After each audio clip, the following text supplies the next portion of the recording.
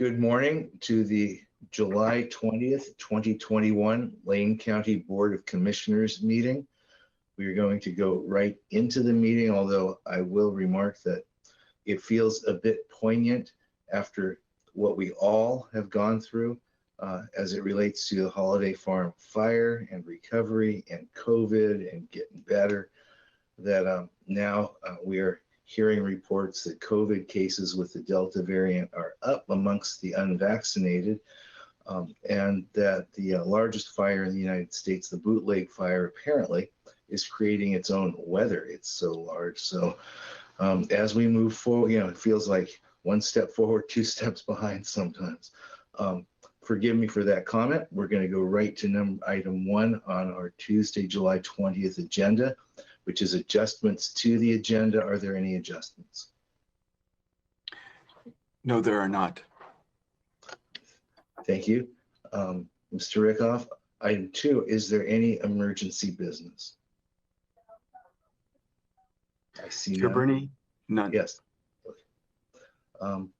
And item 3 is something we've been looking forward to for quite some time, and I believe are now able to do that. There is an employee recognition, and this is a good one. So, Mr. Rickoff, if you would lead us in this. Thank you. And I have to share with you Steve's disappointment that he couldn't be here for this. The Good Pasture Covered Bridge repairs by the Lane County Public Works Road and Bridge Maintenance and Special Projects crew is going to be celebrated today, and I think we see them there in the room. I'm going to ask Cody Russo, the supervisor, in a moment to introduce folks. Good Pasture Covered Bridge is arguably the most iconic of Lane County's covered bridges. It's also located, of course, in the Holiday Farm fire area and the only access to the neighborhood for residents. The bridge has been unusually busy during the last several months with post-fire tree removal, private property cleanup, and home rebuilding. It's bringing a lot of heavy equipment and traffic to the area. When our bridge and special projects team from Public Works spotted rot in the stringers, the supports that hold the driving service or the deck during a regular repair project, they understood that there was going to be a need for a significant rebuild, and they moved quickly to plan that repair. The repairs required that sections of the bridge be removed across the full width, making it impossible to drive across the bridge while the work was underway. Understanding the possible effects on residents, the crew went above and beyond the usual process to communicate with residents and offer solutions. In addition to mailing letters, posting large signs, and placing reader boards in the area well in advance, staff established a call-in number and, when needed, offered to shuttle residents who worked evening hours from the bridge to their homes or help them stage vehicles on the highway side. The crew also worked proactively with Mackenzie Fire and Rescue to ensure that emergency vehicles were staged on the far side of the bridge in case of medical or fire emergency, something that many of the residents were concerned about. The work involved closing the bridge from 7 p.m. to 5 a.m., removing the deck boards and rotten stringers, placing the new supports, spacing and securing them, and then replacing the deck boards. Every member of the bridge crew volunteered for the night work, and 9 were chosen for the project. The team worked quickly, and they were able to open the bridge 2 days earlier than they had planned. Many thanks to Zippo Log Mills and Hammer Lumber Company. The size of the lumber needed for the project is hard to find. Both companies stepped up to make sure we were able to get the materials quickly. So with that, I'd like to turn it over to Cody to introduce the folks who are with us today. Thank you. So I'll start on my right. So we have Paul Sherrick, Todd Thomas, Nick LaRoe, Tig. I'm not going to try to say his last name. Nolan Hyde, Michael Shane, John Elliott, Jason Cramblett, Bailey Hawley, Stacey Trapsel, Eric Eastridge, Josh Rodriguez, and Roy Beal. All right. Well, thank you. Chair Bernie, Commissioners, this is Lauren Schumacher, Roads Manager. Can you guys hear us? We hear you good. Excellent. Hey, I would love to start by saying I appreciate the board recognizing this and for Greg's words. This was a big project for the bridge crew and for Lane County. You know, Goodpaster Bridge, for all of you who've traveled up in the Holiday Farm Fire imprint, is kind of an iconic bridge structure in Lane County, who's had its heavy share of use since the Holiday Farm Fire and has gone through quite a bit of support efforts in the recovery. And it is a critical lifeline to both the residents on Goodpaster Road and the industry that is trying to harvest and recover from damages in the Holiday Farm Fire. When we looked at this project, we sat for a few days talking with Cody and Todd and trying to figure out a solution once these stringers were detected. Many times a project like this would go through a design review, engineering analysis, and permitting process, and then finally to construction, which really wasn't feasible, knowing that how much of the rebuilding effort relied on that structure. So we took a big leap, and a big kudos to the crew and the leadership here, willing to take on a project of this scope and magnitude and get it accomplished. We knew that we didn't have the time, 6 months to a year, to go through the normal process. And so these guys dove in, reached out to local resources like you noticed, Hammer and Zippo, for getting some of the lumber products to us in a timely fashion. And we really, with this team's leadership and ability and skill set, turned a year-long project into a 2-day, 2-night project, well, 3-day, 2-night project that was able to recover that bridge in a timely fashion. And we really want to also thank our industry partners and the residents in that area for their support, recognizing the need to get this work done. You know, closing a structure to their access is never convenient, but it was much preferred 2 days over a year. So I can't say enough of what these guys were able to do. We haven't tackled a project like this before. And not only did we get it done, we got it done right, and we got it done in a short order to support all those recovery efforts in the Holiday Farm Fire. So thanks for the recognition, board, and really the kudos goes to all the guys in the room here who committed to those nights and willingness to tackle a project of this scope. So just a big effort to all these guys. Yeah. Hey, this is huge. I'm guessing some commissioners might want to voice their own appreciation and support. And I'm guessing that in the year this all occurred in Commissioner Buck's district, she might have something to say. Commissioner? Thank you so much, Chair. I can't tell you enough how wonderful it was that you were able to complete all that work in such a short amount of time. I heard a lot from residents. I heard a lot from the lumber companies who rely on that bridge as well. And they really appreciated all the effort that you put into coordinating in advance with them and making sure that everybody knew exactly what was happening in the time frame that you were able to do it. It's, as you said, it is an iconic structure. It's hugely symbolic for the people that live up there in that area. Some of you may even live in that area. And to be able to keep it, maintain it, even during the fire, it was one of those things that I heard from people, is that bridge still there? Is the structure still there?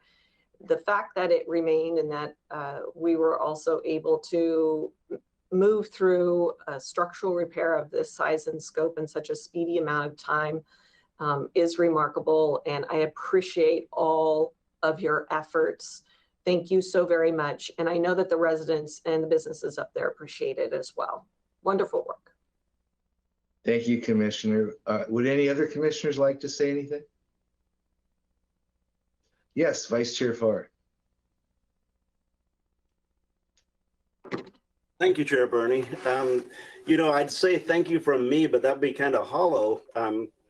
It's really thank you from everyone in Lane County, because I don't think there's anybody in Lane County who does not have a story or a mental image of that bridge in their mind. You know, when we think about Lane County, I think about two things: Hasita Head Lighthouse and the covered bridge. And my quick story is 44 years ago, before likely some of the folks who helped repair the bridge were born, I returned from active duty at Fort Leonard Wood, and I bought a camera at the base PX. And my wife, Debbie, and I drove up the bridge, and she took her first ever photo that she'd ever taken in her life of that bridge. What a great memory that is. And during the Holiday Farm fire, Debbie and I talked about the fact that that bridge was destroyed. I presumed a wooden bridge in the middle of the fire was going to be gone. It was saved, and you have preserved it for generations to come. I'm so appreciative personally, but it really extends beyond me to everybody who lives and visits Lane County. Thank you. Thank you, Commissioner Farr. Anyone else? Yes, Commissioner Bozovich. So the civil engineer in me just has to say, great job, guys. But also I want to recognize the fact that even though we're recognizing this crew about this particular project, our road crews, road maintenance folks are constantly doing this sort of work to keep us moving around Lane County, where they work nights, weekends, work out in weather we don't particularly care to work in at all. And I just want to say thank you to everyone in road maintenance and bridge work there. You guys do a great job. Being a cyclist, I see a lot of Lane County roads. Some people don't. And got to ride across some chip seal the other day that was not too long down on the road, I would say. And the surprising thing is, as a cyclist, it wasn't bad because you guys do such a great job with all your work. You roll down your chips, and it's not a lot of flying chips and oil. It's actually a pretty nice surface the day after you do it. Everything you guys do there in roads, and I just can't say enough about the great work you guys do. And this is just, a striking example of how you guys go above and beyond. And I just want to say, we're recognizing you guys for this project, but I want to say kudos for everything you guys do 365 days a year. Thank you. Except leap years. I'm sorry. First off, I want to share with y'all in that room that all I'm able to see is Oren sitting in the front with his one leg over the other, and it's just like this sort of it's like this background. I knew we were having this recognition today, so my wife and I drove up there over the weekend again, and I just looked at the thing, and I'm just going, holy crap, how is this even here? And 2 days, all of a sudden now, President Biden's climate change goals don't seem so unrealistic if you can take a year's worth of work and do it in 2 days. Hats off to y'all, seriously. Unbelievable, feel good about it, keep on working, and from all of us, our humble thanks. Thank you so much. Chair Bernie, if I may. Oh yeah, why not? Yes, Commissioner Buck. This is Commissioner Trieger. Forgive me, Commissioner Trieger. I am so sorry. I thought this would never happen again. Please. Thank you. I also just want to extend my appreciation. I was driving down I-5 late Sunday night, and there was a road crew out under the bright lights working overnight. So I want to especially appreciate you and your work. And you're a perfect example of how, we're up here having these meetings, but it's the workers that make possible service to the county. So thank you for that. And thank you to your families, because they undoubtedly made some sacrifices for you to work on the schedule you did to accomplish this. So in the interest of brevity, I'll just add my appreciation and thanks, and just say that I'm really grateful to everyone working at Lane County to actually implement and make the work possible. We would not be serving the community without your efforts, and they do not go unnoticed. Thank you so much. Thank you, Commissioner. Again, my apologies. Were we in Harris Hall, we would all be standing now and giving you applause. So thank you all so very much. Chair Bernie and Commissioners, again, Lauren here. I again appreciate the recognition. Thanks for all the kind words, and we look forward to seeing you again for another one of these in the near future. And we hope we rearranged our whole schedule so that you wouldn't use this to get out of work, because we know there's important work to do. Thank you all so very much. Thanks, Oren. Thank you. Thank you. We now move to item, that was nice, wasn't it? We now move to item 4, public comment. To the public watching this meeting, when you registered to watch in this temporary virtual format, you were registered in our system as attendees.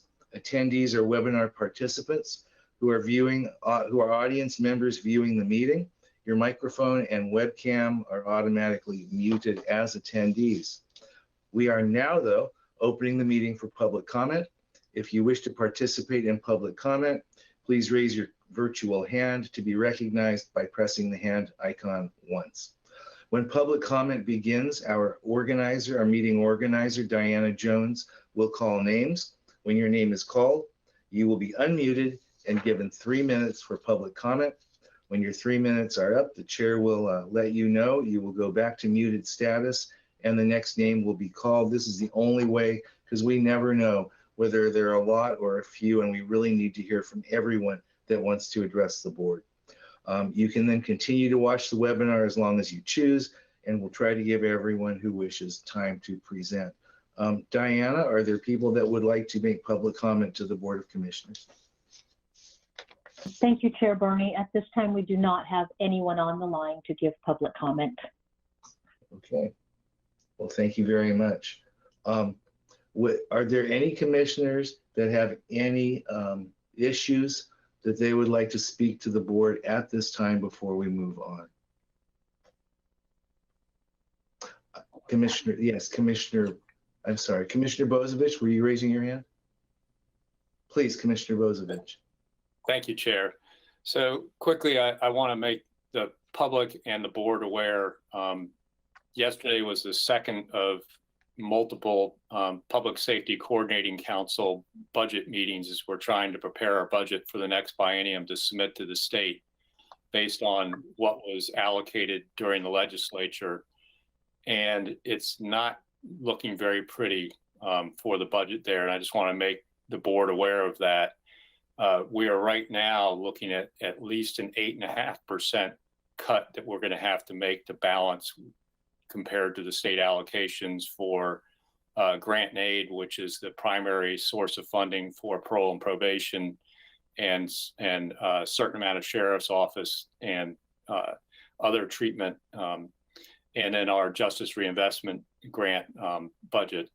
It's unfortunate because Lane County has taken such amazing steps and is actually being asked by other counties about some of the programs we're doing with community mediation and other issues towards restorative justice, that we're going to have to kind of go backwards and look at this cut, and a cut of 8.5% means positions probably. So I just want to kind of make the board aware that that potential is coming right now. I only wish that we had gotten the time study fully funded from the state that was done to show the actual cost of supervision. Unfortunately, the legislature didn't fully fund the time study, and as a result, we're just not keeping up with the cost of services, particularly things like, treatment for drug and alcohol abuse. The costs there are going up, and this may mean we have less positions available to send people into treatment. So it's really a sad situation, but I wanted to make the board aware of that situation. And that, we have another meeting coming up here on Thursday at 11 to try and hash out where we're going to make those cuts, which is, there's no good place to make them right now. Absolutely no good place to make them. Thank you, Commissioner. Yes, Commissioner Buck. Thank you, Chair. I wanted to bring something to the board's attention that I'll bring up later under other business. As you are all aware, we have Holiday Farm fire victims housed in some hotels here in Lane County. They're still awaiting permanent housing. We have about 160 housed at the guest house in Springfield on Gateway. We have determined that this location is unsafe, unsanitary, and substandard housing for these wildfire victims. There have been numerous issues that have been brought up and brought to the attention of both DHS, who is funding this particular location, and the management of the hotel, I toured it personally. There have been so many issues. I found, a fridge at the bottom of a stairwell blocking the exit door. And most recently, we found out that management allowed a maintenance worker to have a key to a wildfire victim's room and let them sleep there overnight. It's aghast for those that are living in this location. And I will be bringing up later under other business a letter to the governor's office about this issue that I'm hoping that the rest of the board would be willing to sign on to as well. We'll get the letter out to everyone by lunchtime, so you have some time today to review it before other business. But I implore the board to highly consider this letter so that we can find alternate locations that are safe and sanitary for these folks. Thank you, Chair. Thank you very much, Commissioner. Yes, Vice Chair Farr. Thank you, Chair Buck. I will talk more about that when you bring it up later regarding the guest house specifically. What I'd like to mention today, Chair, is that even though we had no public testimony at the Human Services Commission meeting yesterday, we did have public testimony. And only one person testified, and it was regarding hotels, Chair Buck, former Chair Buck, excuse me. I've called you that 3 times already today now. Bob Teeter, who is the director of Siuslaw Outreach, provided testimony to the Human Services Commission regarding hotels, motels in Florence and the rates that they are charging post-COVID. In his words, and I'm paraphrasing his words, this is not a direct quote, they have up to 200 or 300% their normal rates that, in his words, they're trying to get back some of the losses that they encountered throughout COVID. That is probably a little bit anecdotal on its face, excuse me, but I'm personally going to be checking hotel rates around the county to see if there is any exaggeration of rates based upon just a response from diminished business during COVID-19. I don't know if that's going to be the case, and there are legal limits that are placed on hotels regarding that type of rate increase. Now, hotels do vary their rates. Hotels and motels vary their rates based upon events and various things in localities. But I'll be looking into that. And Bob Teeter once again provided the only testimony yesterday. He was alarmed about it because Siuslaw Outreach does pay for motel space as some of their response to housing, homelessness, and respite, and it's really affecting their budget.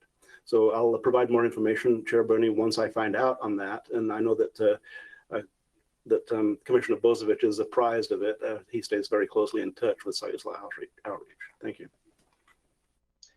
I'm tempted to say thank you, Vice Chair Buck, but I will say thank you, Vice Chair Farr. Yes, forgive. I'm not going to do it again. Yes, Commissioner Krieger. Thank you, Chair Bernie. Thank you for bringing that forward, Vice Chair Farr. I really appreciate it. It's important that we talk about whether folks are taking advantage of the post-COVID time in all manner of ways. And when we have more conversation about that, I have some thoughts that I will share about that and about motels and housing folks in motels and our voucher program through the nonprofits.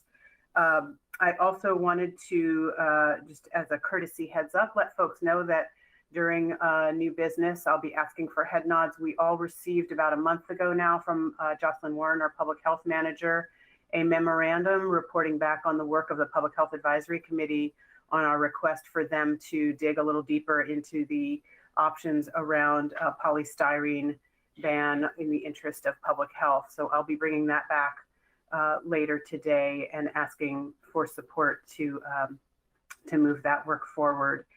And there was another thing. Oh, and I wanted to congratulate Chair Bernie and residents at the Patrician, speaking of precariously housed folks and transforming one kind of housing into another that further empowers the folks living there. Great work, so important to to stabilize and give the folks at the patrician real ownership and investment in their housing. It's a great model, and I appreciate your work on that. Thank you. Oh, thank you very, very much, Commissioner. Yes, Commissioner Farr. I apologize, Chair Burney. There was one thing I failed to mention. That is, yesterday evening, Debbie and I attended a retirement gathering for Dr. Rick Kincaid. It's not retirement. He's just switching jobs. He's leaving for University of Oregon. Excuse me. That was a bad stumble. University of Washington. He's going to be in a semi-teaching and research position at the University of Washington in King County. He vows to stay in touch because his heart is really here. And Dr. Kincaid's been a tremendous asset to Lane County and all residents of Lane County. The things that he has done, the legacy that Dr. Kincaid leaves is impressive, vast, and we will be enjoying that for years to come. And he has promised me, I still have his contact information, he will stay in touch and share events and some of the forward-thinking things that they're able to do at the University of Washington because of deeper pockets, and in King County, in some cases, because of deeper pockets. They're able to do things that other parts of the nation are not able to do regarding housing, homelessness, poverty, and something that is very important to Dr. Kincaid. So pardon my stepping back in, but I think that was important to mention, Chair Burney. Thank you.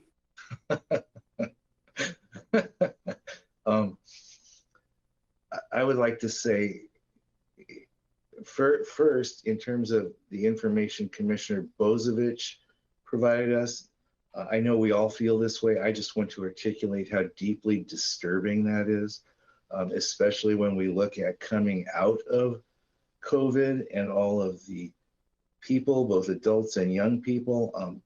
Every indicator I've read suggests that there will be a very great increase in self-medication and isolation, and to hear that we're having this decrease from the state at a moment where the need is so great is just, what do you say? But thank you for that, Commissioner. I would like to say that in terms of the information Commissioner Buck provided, that's also disturbing in a different way, because the guest house is one of the first things any traveler coming off the road and entering Springfield at the Gateway area sees. And to hear about such depressing, if not disgusting, living conditions for people that, through no fault of their own, have been made homeless. I'm really, thank you, Commissioner, for forwarding us a letter. I agree with you, we have to do better. And that's not on Lane County, but it's upon us to advocate for those people. And Commissioner Trieger, thank you for pointing out that work. That's taken a chunk of my life. And I want to share with this body something that I've learned. Some of you may know this already, and that I stated during what was the most uplifting celebration for 86 families that for 2 years anticipated they, in fact, would be kicked out to the streets. They didn't know what their future was. And they formed a cooperative with the assistance of CASA of Oregon, and we were able to assist. But here's what I learned. I learned that most manufactured home parks, the zoning is temporary or interim, and we really need in the state to create permanent zoning for manufactured home parks to mitigate some of the speculation which is occurring in that market. Because we're talking human lives.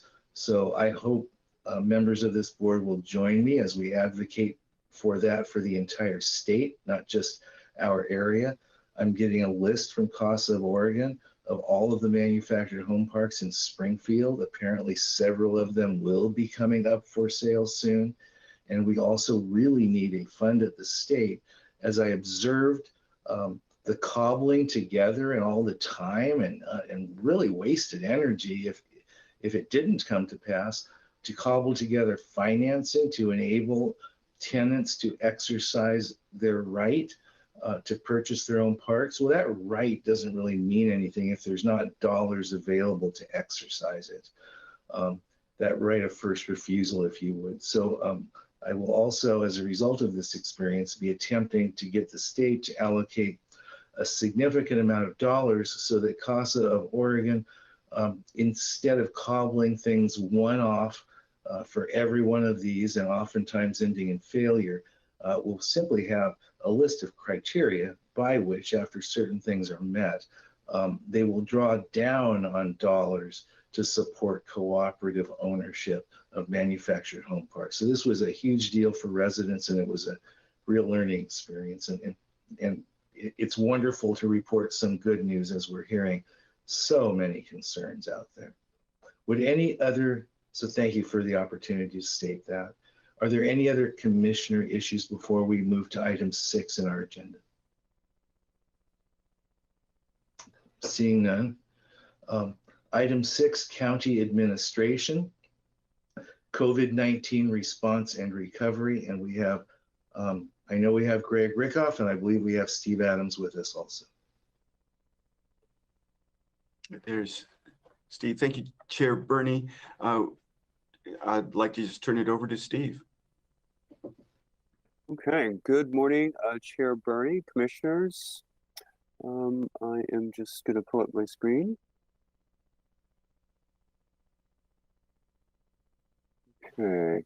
Okay, commissioners, good morning and happy Tuesday to you. I begin this morning, as customary, with our last 4 months of our EPI curve, showing our, obviously most predominantly, our kind of late spring surge and where we currently are tracking. So we continue to see a relatively low level of cases, but we have begun to see just a bit of an uptick here of late. And time will tell as to whether or not this is a localized event or the beginning of perhaps an additional trend upward.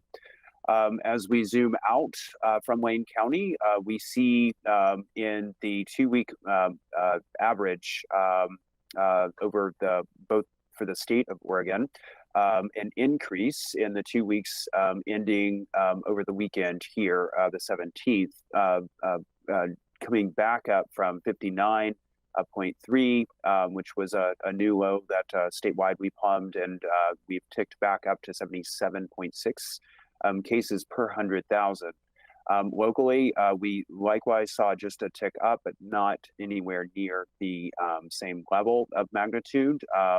So for the 2 weeks running, we bounced up just shy of a 1 percentage point, 1 case per 100,000 to 50.6. And for reference, of course, 50 is the threshold for lower risk in the old regime, in which we characterized the relative rate of community spread associated with risk levels that concluded at the end of June. So some of the issues that we have noted over the past week and in the week since I reported to you last, we've seen an additional 145 cases reported in Lane County. Within the last 24 hours, we've seen an additional 19 cases. So we continue kind of in that just below 20 cases per day on average is what we've been seeing in our most recent numbers. We saw a relatively large number of cases associated with a long-term care facility reported late last week. And in fact, 19 residents and 6 staff were initially identified in preliminary rapid antigen testing. So upon the episode or the outbreak began with an individual, a staff member who was tested after becoming symptomatic, had a positive result, had spent time on the floor. And once the positive result was reported back to the facility's management, they tested all residents and staff with rapid antigen, and the results came back 19 positive residents, 6 positive staff members. So we got this word late Thursday. We followed up as per the protocol with sending out a testing team yesterday to confirm that with PCR testing for all of the positive results. We are retesting via OHA Thursday of this week as well. And then Saturday evening, we delivered a PPE to assist the facility as it goes back into kind of lockdown protocols and obviously quarantining for those who were initially identified. I think it's emblematic of just how one event can really drive the numbers. That's 25 of the 145 associated with one event. And I think it's perhaps emblematic of what we're likely to see as we move into the late summer and fall and of course winter months. So of course vaccination is the way forward. So last week I showed you our stats in which we were reporting 223,000. Of course, this is dated July 12th. So Monday of last week, 223,381. And in a week's time, 224,439. So just less than 1,000 people moved into having received at least one vaccine as we go. So our relative pace continues at a relatively slow rate compared to the spring, but slow and steady continues. Our vaccination efforts, as I have reported in weeks past, during the summer months in which folk are really kind of moving, to some extent, the behavior is moving beyond the pandemic. We are seeing gatherings and folk are reclaiming some of that lost time. So we have had vaccine clinics out in places ranging from the Bohemia mining days to this week coming up with shots available at the Wayne County Fair. We continue to have pop-up clinics around the county and really in large measure looking for opportunities to provide vaccinations, making sure that that shot is available when people make the decision to move forward. From last week, Chair Bernie requested that I share some zip code data to give you all a little bit of a sense of where we are geographically and the geographic spread. And as you can see, I've pulled out just a few zip codes to give a general sense. So 97405, and you may be able to see my cursors circling on that. That, of course, just to orient you, is kind of South Eugene, trending out the Loran Highway to the south and west. Our largest population zip code in Wayne County, and a vaccination rate of all residents of 74.8%.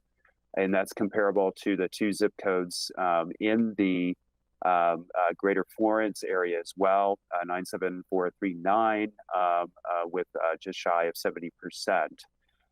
This ranges, of course, to some of the lighter shades where you see lower vaccination rates. 97461, for instance, a vaccination rate of 38%. And of course, when you look specifically at the population there, total population of 97461 is 834 souls. 317 have been vaccinated.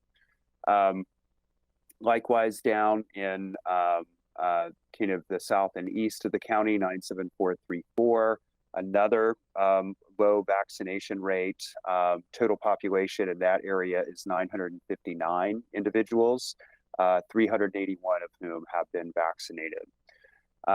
I point out the two zip codes that we're really focused on right now, 97402, the Bethel area, a zip code or a vax rate of 59%. Yet that's a populous zip code. There's 52,310 people in that zip code. 30,000 of whom have been vaccinated. So we're looking at over 20,000 people there. It skews younger, so eligibility is an issue, but that continues to be a place where we're focused. And of course, 97478 is Springfield and points east. a total population in that zip code of 39,939. Just shy of 20,000 have been vaccinated there. So a spot on rate of 50%. But again, another 20,000 people with remaining to receive vaccine. So these are the sorts of data that the team really pores over and understanding where we should be trying to put teams on the ground. Echo Hollow Pool, for instance, was a mission that derived from the insight that 97402, for instance, was an area that required more attention. Mobility is back up. We are seeing levels of mobility locally as statewide and nationally that really, based on cell phone tracking data, that is congruent with the level of mobility around the country prior to the pandemic. So that has come way back up. So folk are out and about. Folk are milling around, and we anticipate the fair as being a potentially fruitful place to have a vaccination clinic as well. We've also been initiating with OHA funds for vaccine incentives. For the last 10 days or so, we've been handing out a pair of fare tickets to vaccine recipients who are stepping forward. Surprisingly, that has been quite popular. So that has been helpful, I think, and I know the team is really looking forward. They're making final preparations today.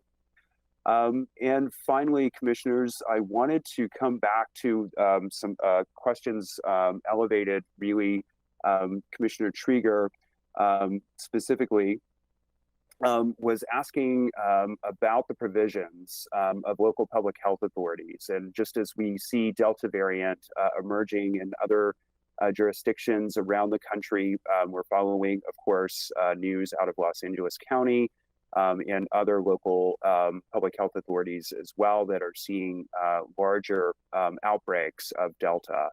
And specifically, of course, as we have discussed during these briefings over the last several weeks, OHA's posture is one of stepping back and putting local public health authorities forward. So I really must say, and caveat, I am not an attorney, and I am not here to give you legal advice. Mr. Dingle obviously would guide you through any such process, but Oregon statutes do outline specific powers and duties of local public health authorities, their governing bodies, and the process through which local measures are brought forward, primarily through the person of Dr. Warren as your local public health administrator in future. I think, as I say, I am not your attorney and not here to offer legal advice, but those are the powers and duties at some point in future if you all determine a need, and of course advised by staff, able to provide to you specific recommendations. At this time, the staff are not seeing a need to bring forward any specific Wayne County only measures. We have documented 2 cases of Delta variant in Lane County. I think we are receiving some chart notes even as we are working now on some additional cases, but a smaller number. But I don't have sufficient detail to be able to provide that to you. We can anticipate that Delta is circulating within Lane County as it is circulating elsewhere around the country. The guidance continues to be that those who are fully vaccinated, that vaccine series is fully protective against severe disease, and we're continuing to see that show up in the data. The exceptions for those breakthrough cases tend to be folk who are older and not generating a sufficient immune response, or those who are otherwise immunocompromised by virtue of either a course of drugs following transplant surgery, for instance, or other health conditions that they may have. Finally, the last item is now slipping my mind, Chair Bernie. I had one more homework assignment to report on. Oh, indeed, the percentages.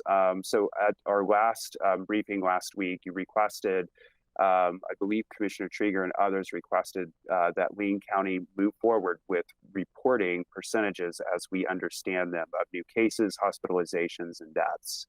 So that process continues. It turns out to be just a little bit more data intensive than we anticipated. So as I sat down with the staff, we recognize that we have some issues with the OHA data systems that we're using. And it requires a little bit more data cleaning. So the team is busy working on that. They have given me a Friday timeline to have that completed.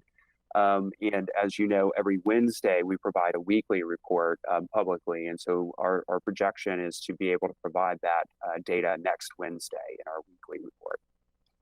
And that, Chair Bernie, is my briefing for you. Thank you very much, Mr. Adams. I know there are questions, and I see Commissioner Farr's hand up right now. Thank you, Chair Bernie. I think everybody will talk about vaccinations and vaccination rates and how important it is for us all to do what we can to encourage people to receive the safe vaccinations and to encourage local agencies to help in the vaccination efforts. Steve Adams, you mentioned 97402, which is a relatively low vaccination rate. And the big effort is in 97402. I just wanted to touch bases with you on 402 ever so briefly. You said Bethel.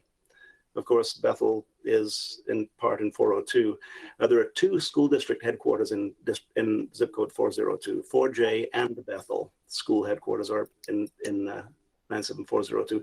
So 402 goes far beyond Bethel. The south and the south and east corner of 97402 is Jefferson and 18th Avenue. So you can see it incorporates a great deal of population that's not in Bethel. So when we talk about Bethel, I am very, very protective of my home area of Eugene. And really, Bethel does extend, the school district does extend beyond 97402, but 402 has a lot more than just Bethel in it.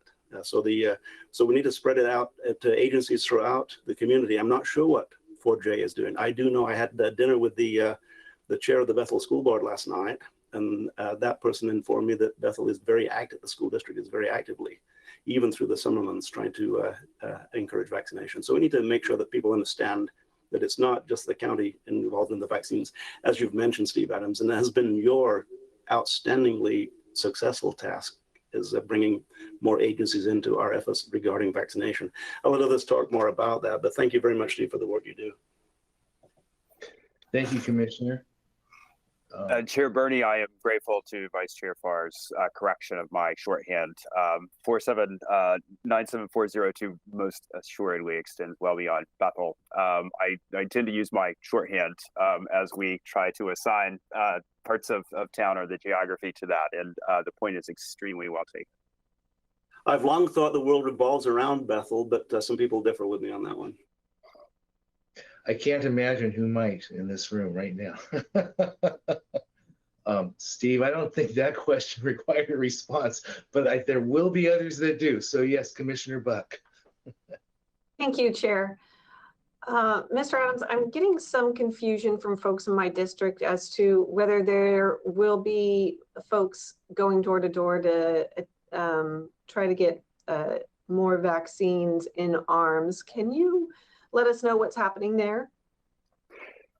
Chair Bernie, thank you, Commissioner Buck, for that question. It certainly has generated a fair amount of inbound calls. I think perhaps some of you may have received some as well. So, of course, our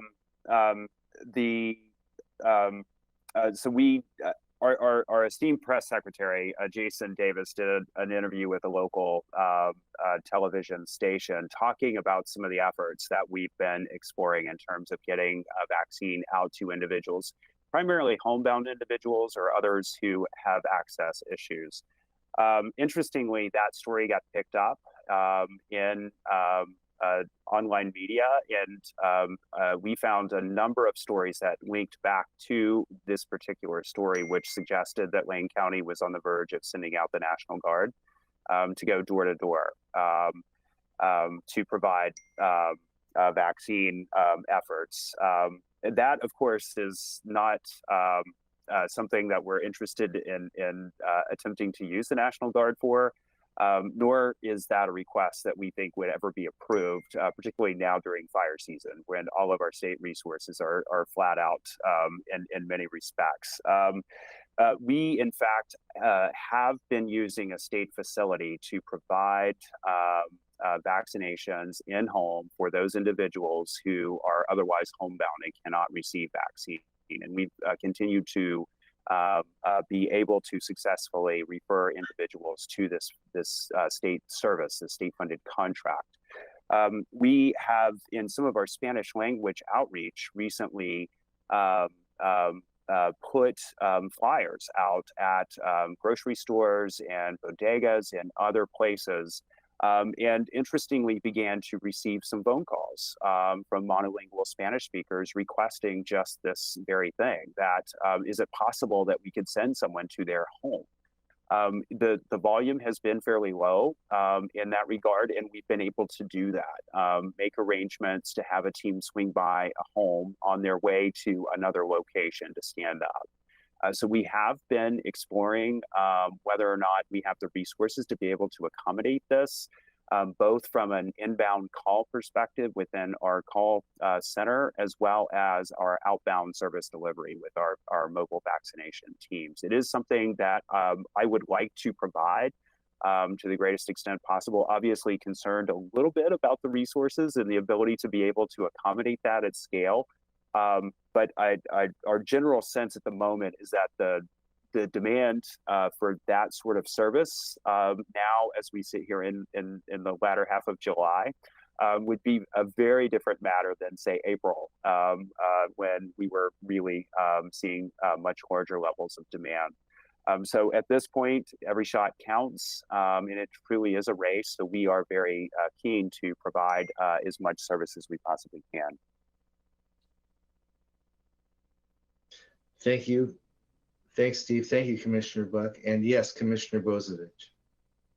Thank you, and thank you, Commissioner Butt, for broaching that subject. But I just want to make it really clear, because I don't think this was said clear enough, Steve. We are not pursuing unsolicited door-to-door attempts to vaccinate people at all in Lane County. That is not a strategy we are planning to do now, have planned to do, or are going to do, where we're going to have government staff knocking on doors, asking people if they want a vaccination. Chair Bernie, Commissioner Bozovich, absolutely not. We have not contemplated that, nor is that even on the drawing board. Thank you. I just want to make that clear for the public that there was never an intent there. I think what got misconstrued was Jason's desire to possibly make use of National Guard staff to do the on request door-to-door vaccination work, not going door-to-door.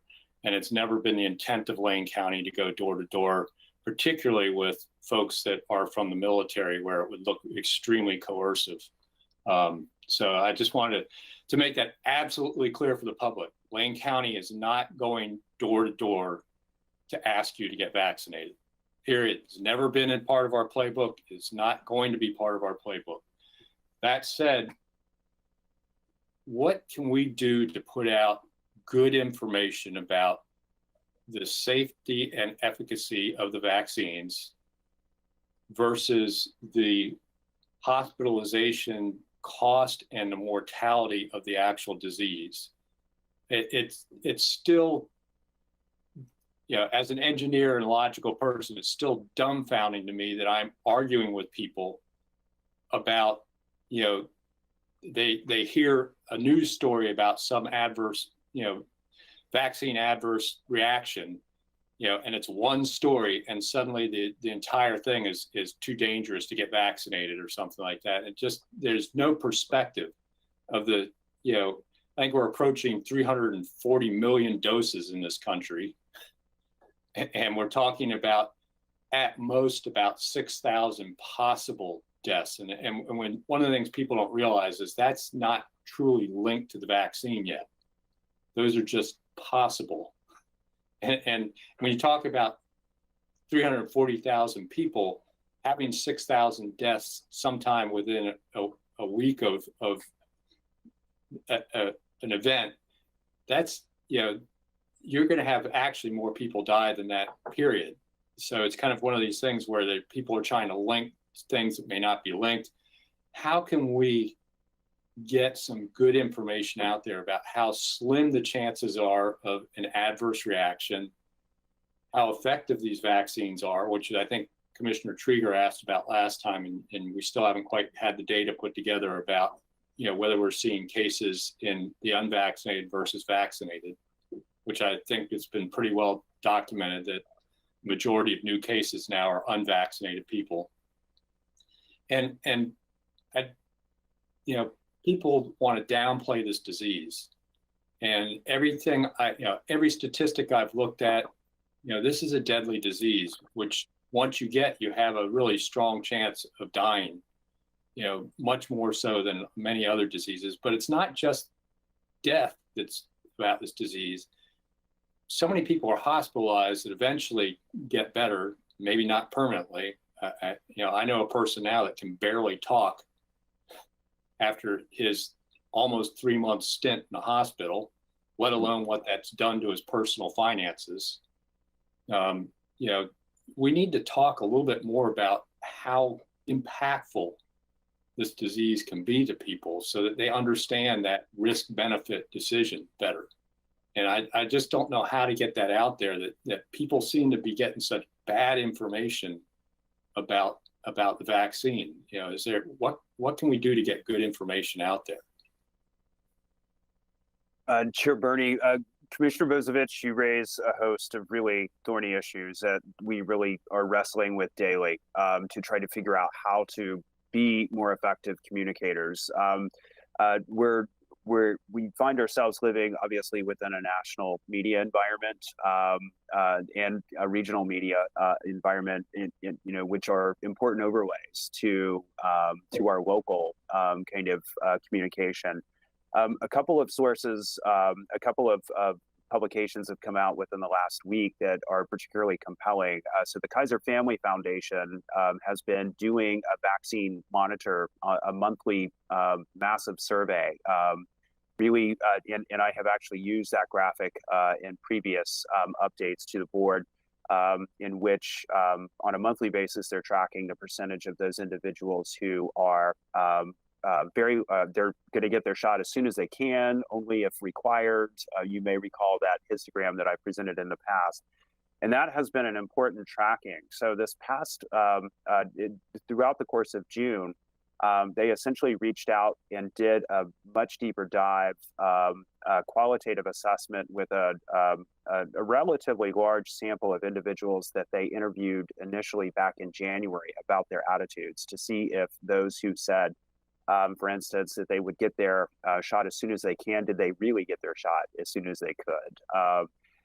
There are, again, it's anecdotal to some extent, but it's qualitative assessment, but it's still pretty deep. And what is clear is some of the most effective communications happen between friends, family, and as well as outside of that immediate kind of relationship set, that conversations with your primary care provider, your physician, continue to be the number one thing that has moved people who previously said they were going to wait and see, or that they were probably not going to get a shot. For those that converted into getting a shot, those were the things that moved them.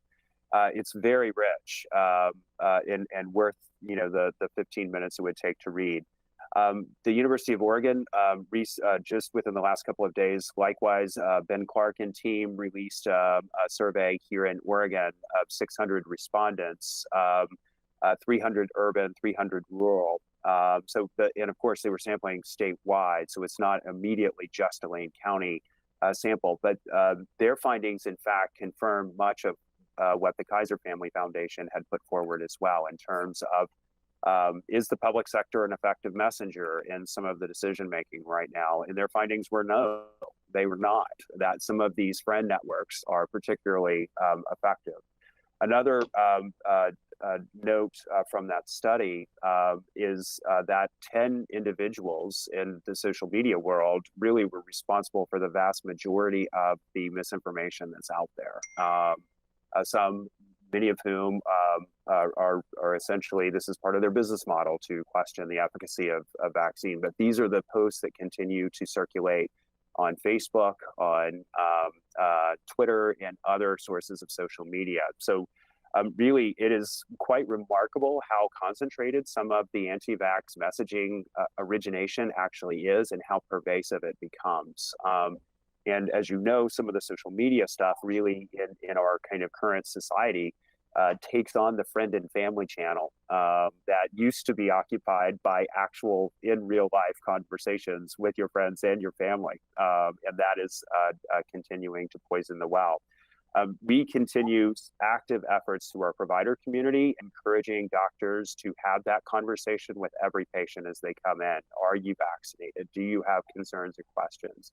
Those are the kinds of things that we're really pushing out there, and really trying to remind people, if you have, loved ones, dear friends in your circle who are not vaccinated, take the time to have the conversation with them. Ask them to please do so. But it is really and truly, as social animals that we are, I think that is the most effective communications that can continue to happen. And Commissioner Bozievich, we're grateful to you for your ongoing efforts to really educate people within your network. Thank you. And I'm going to take that to heart, that I'm going to start encouraging my friends and family to talk to their friends and family that haven't been vaccinated, the ones that have. And maybe that's the way we get past this a little bit, is just people need to talk to people about it. And I think, that is probably the most effective means. So I'm going to maybe switch from trying to be the public body educating to, I just need to talk to all my friends and encourage people that have been vaccinated to talk to their friends and family about getting vaccinated. So thank you for helping me understand the most effective method. Thank you very much, Commissioner Bozievich. Yes, Commissioner Trieger.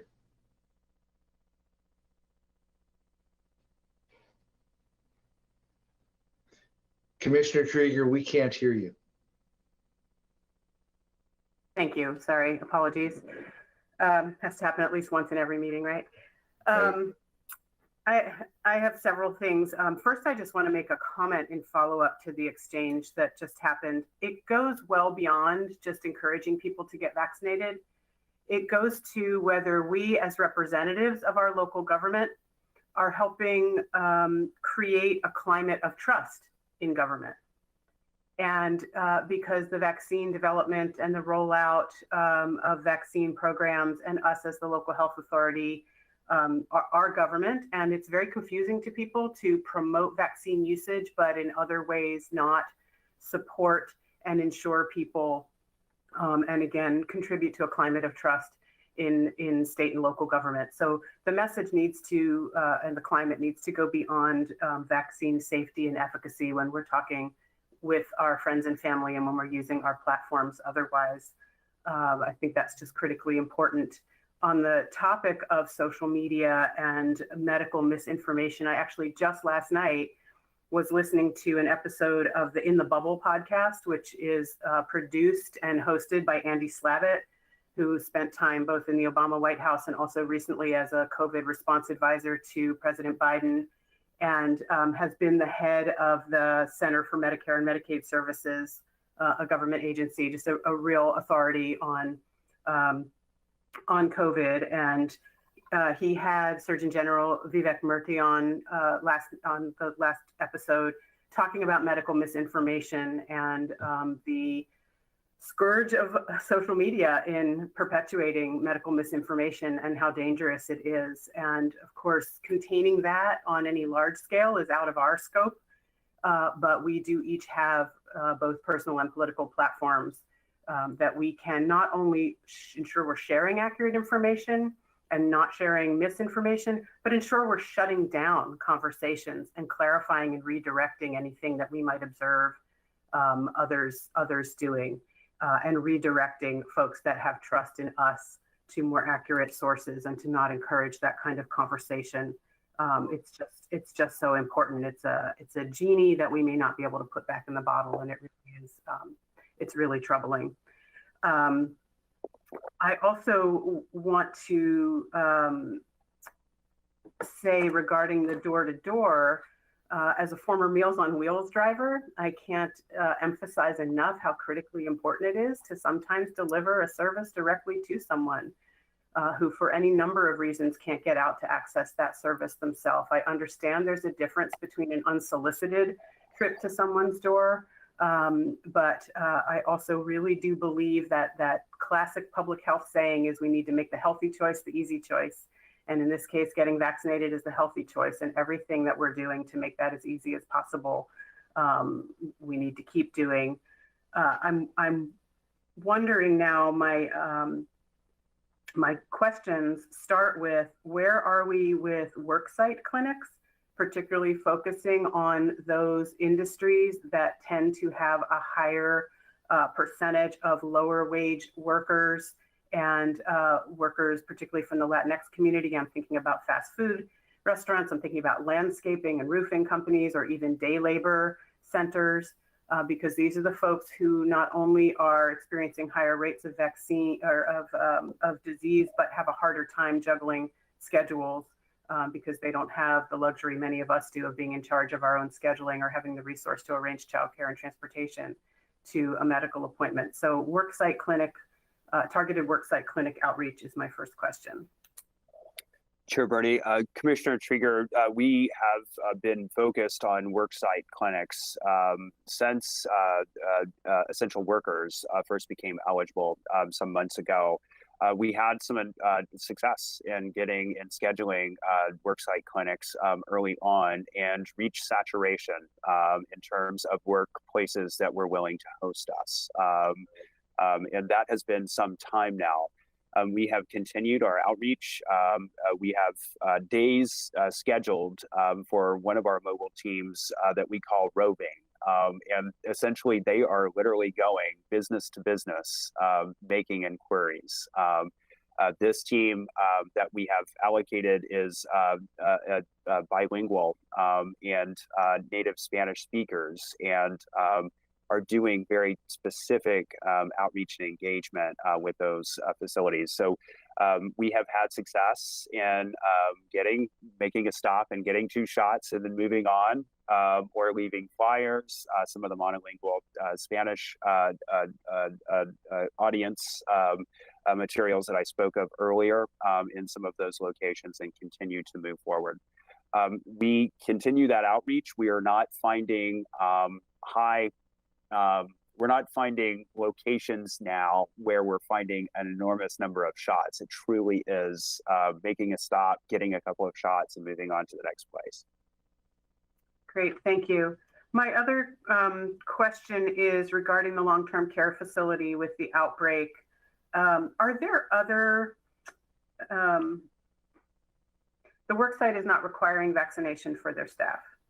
But are there other things that workforce in long-term care facilities are required? For instance, TB testing before you can show up for work, or other communicable disease, that there's a model that we could consider following for this. And that leads to my second and final question. So I'll ask them together and then let you answer and call that good for me. And that is, I appreciate the list of ORS. I had a couple, most if not all of them already flagged for myself to research.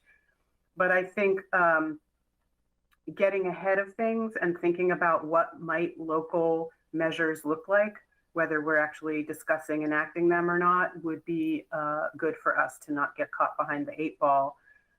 So what are the limits and opportunities for us around mask mandates, capacity limits, requiring proof of vaccine for entrance to certain facilities or events, and those sorts of things? I think it would be really prudent of us to get ahead of that and know what those options, what that menu of options could look like.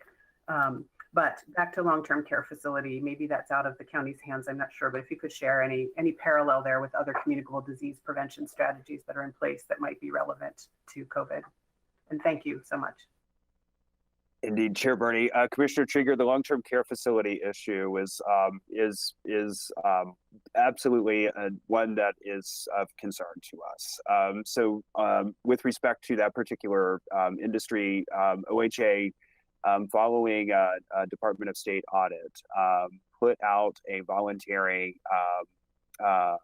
survey to long-term care facilities statewide. About 60% of the facilities responded to that survey, and OHA published that in summary form.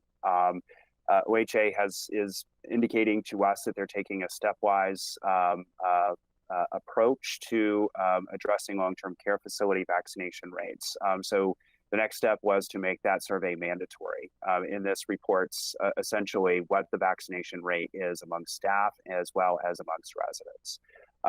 They have yet to share with us facility by facility results. I do not know what facilities in Lane County responded, nor do I know what they told OHA.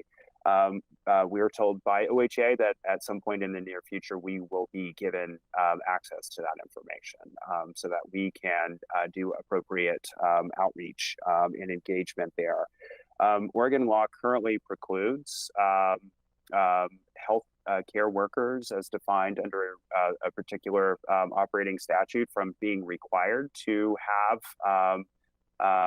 essentially vaccinations falls under this prohibition unless required by federal and state law or rule, which is a very interesting way to construct a statute. So an OHA rule could obviate this particular statute, at least the way that I read it. I think there is some discussion at the state level, and of course that's where long-term care facility regulation happens with respect to what the appropriate measure could be. So obviously the first step would be to require publication of those vaccination rates to the broader public so that those who are shopping for services for a loved one could be able to see that. So kind of a truth in advertising approach. And that's likely, that's a more likely shorter term step that we anticipate coming to pass versus getting to the next step, which would be a requirement that all staff within those facilities be vaccinated. In the other side of that may be individual facilities may move forward with being able to make some of those requirements themselves. But the question in terms of current law, does that prohibit those facilities? And again, I'm not your counsel, so it would be difficult for me to say. But I think those are some of the questions that state government is currently wrestling with. We are extremely supportive of transparency in terms of those vaccination rates. I would dearly love to know which long-term care facilities in Wayne County have low vax rates. With respect to the outbreak late last week, Dr. Ludke has offered to go out and sit down with the staff, and we are in conversation with the staff, with the management now to essentially set up a mandatory staff meeting in which Dr. Pat could sit down and essentially take all the questions they care to throw at him. And we've also offered to send a team out to that facility in particular to help them address their vaccination rate. Great, thank you for that. And I'll just use this as a chance to appreciate through you, Dr. Pat Ludke. He's a great example of using a platform to get good information out and address people's concerns and redirect misinformation. So that's a great idea. I look forward to hearing how that meeting goes. Thank you. Thank you, Commissioner. Are there any other commissioners that, no?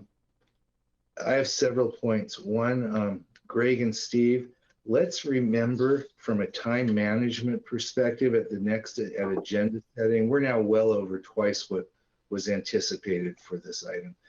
And I think that that's predictable moving forward. Steve, when is the next presentation you're going to give us? Because I believe we're off the every meeting cycle. Can you tell us?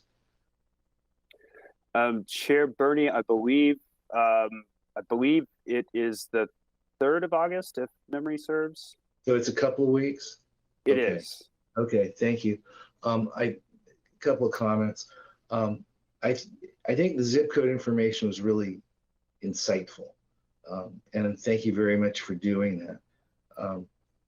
I think as everything I'm hearing, says that 95+% of all cases in the Delta surge are unvaccinated individuals. So I think the sooner you can provide the data that Commissioner Trieger and others have requested, the more powerful the message that Commissioners Buck and Bozovich identified as really needing to get the right information out there. I don't believe, my opinion is, I don't believe that the issue is that we don't have the information. You were referring a Kaiser Family Foundation study in this new data. I believe the issue is not just getting that information out, but sadly having to compete with misinformation. This is the world we appear to live in right now. So I also want to at least point out to those who might be viewing that you have every political, every part of the political spectrum, if you would, represented by this Board of Commissioners. And we are one as it relates to the public health issue and what we need to do to resolve it and move forward and live normally and allow our children and our grandchildren to live normally. I, for one, and forgive me, get irritated when intentional misinformation is getting in the way of moving forward with public health, with economic activity, with children in schools, with people going on vacations, with all of this sort of thing. So I really, want to amplify the concerns Commissioners Bozovich and Buck mentioned, and we all feel. I want to suggest, and now's not the time, we're coming over, but there may be ways to crack that nut locally.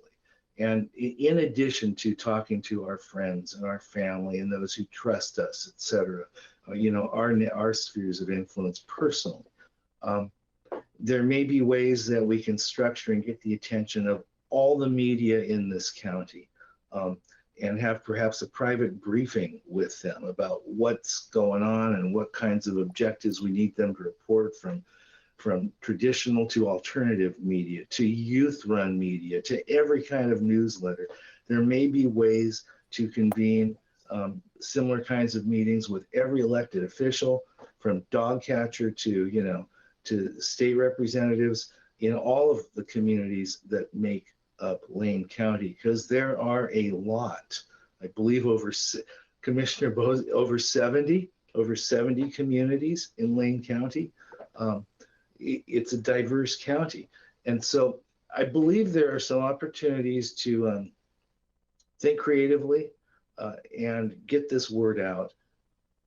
And finally, my question to you is, two things. One, we are all hearing, everyone is hearing about a surge now beginning amongst the unvaccinated. Are you seeing or anticipating that will create another spike in a desire of people to get vaccinated in Lane County? And what are the plans to respond to that? Or is that on the drawing board? Chair Bernie, I think that is actually a very reasonable assumption that increases in cases will drive behavior in ways towards asking people or convincing people to come forward for a shot. We are anticipating that. I think that Commissioner Bozovich's points earlier that humans are not particularly adept at risk evaluating competing risks. We're poor at that as a species. But I think there is some evidence out there, and some have argued that. That wasn't the question, Steve. The question is, are you preparing to respond to that right now? Absolutely. Absolutely, Chair Bernie. We are prepared and ready to ramp up as needed. Excellent. Thank you so very much. Your reports are insightful. They're direct. I can't thank you enough. We'll hear from you in 2 weeks. It sounds like we'll have more insightful data, especially amongst vaccinations of those contracting the disease. Commissioners, are there any other questions? Because we will not have Mr. Adams in front of us for a couple of weeks, and I guarantee the situation will have changed by then. Thank you, Steve Adams. Thank you, Steve Adams. Thank you very Thank you, much. Chair Bernie, commissioners. We are now on item 7, consent calendar. Is there a motion? Commissioner Buck. I'll move approval. Oh. Commissioner Farr, you could have done that too. Actually, you beat me to the draw on that, Commissioner, please. Well, I'll move approval if you'd like to second. I will second. Thank you. Um, I think it all goes to the same place. So. the consent calendar, approval of the consent calendar for July 20th, 2021 has been made by Commissioner Buck and seconded by Vice Chair Farr. Is there discussion to the motion? Seeing and hearing none, all those in favor, please signify by saying aye. Aye. Bye. Aye. That was almost as if it was choreographed. Thank you. All opposed? Let the record show that the consent calendar has been moved by Commissioner Buck, seconded by Vice Chair Farr, has been unanimously approved 5-0. This brings us to item 8, Health and Human Services. 8A, discussion, status update on progress with unhoused population initiatives. And we have Mr. Mella and excuse me, Steve, I apologize, Mr. Manella and several other people with us, but Steve Manella, if you would guide us through this item.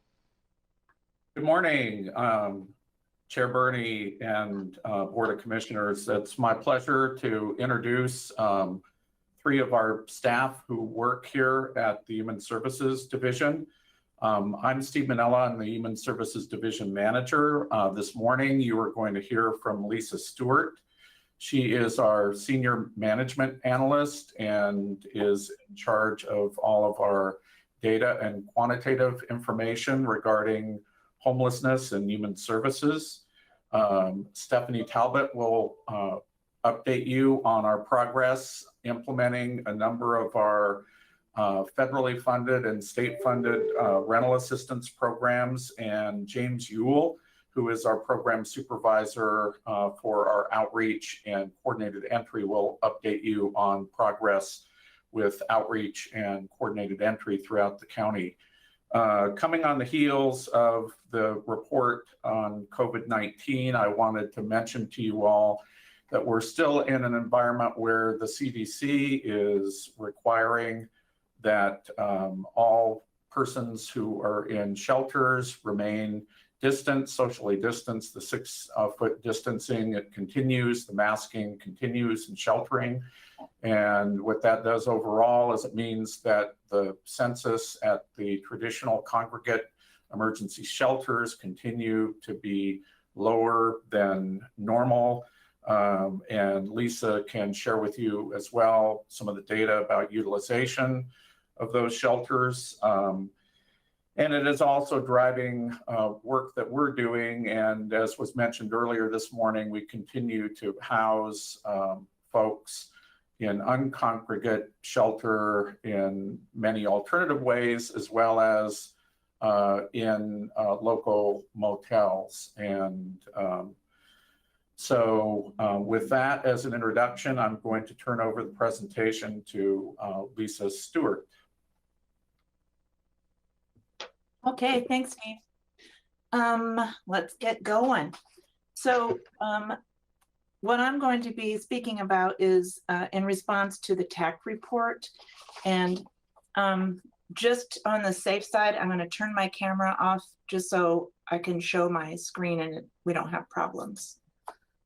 The TAC report did identify the outsized concern of homelessness in Lane County, specifically chronic homelessness among the single adult population. And since the board agreed to move forward with the TAC recommendations, Lane County has implemented a homeless by name list, which is the basis for my section of this presentation.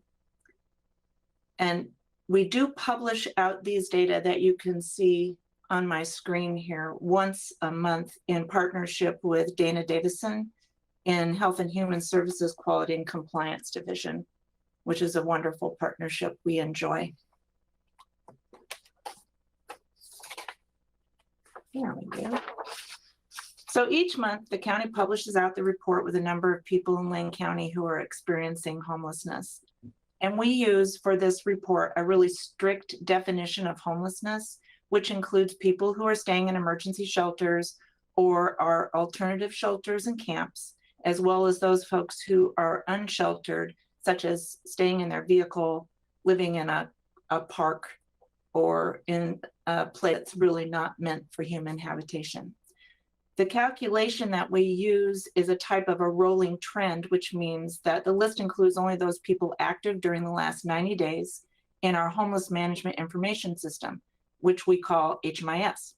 There are about 200 projects in HMIS, so there are a lot of opportunities for an individual to connect with this system. People who have not engaged in the system are removed from the list after the 90-day window closes, and this is reflected in what we call an outflow number.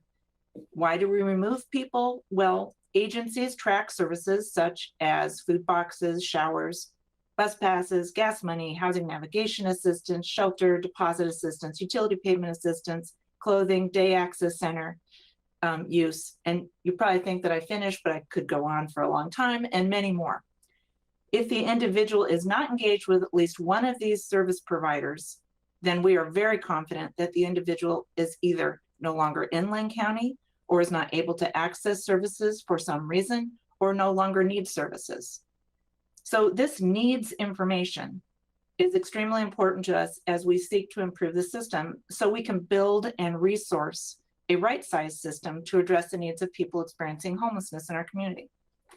The bottom line is that people on our homeless by name list, the base data for the monthly homelessness report, are either new clients in the system, or they're returning to homelessness from being previously housed, or they're returning after being inactive, just kind of dropped off, or they're continuing clients that were from the month or month prior.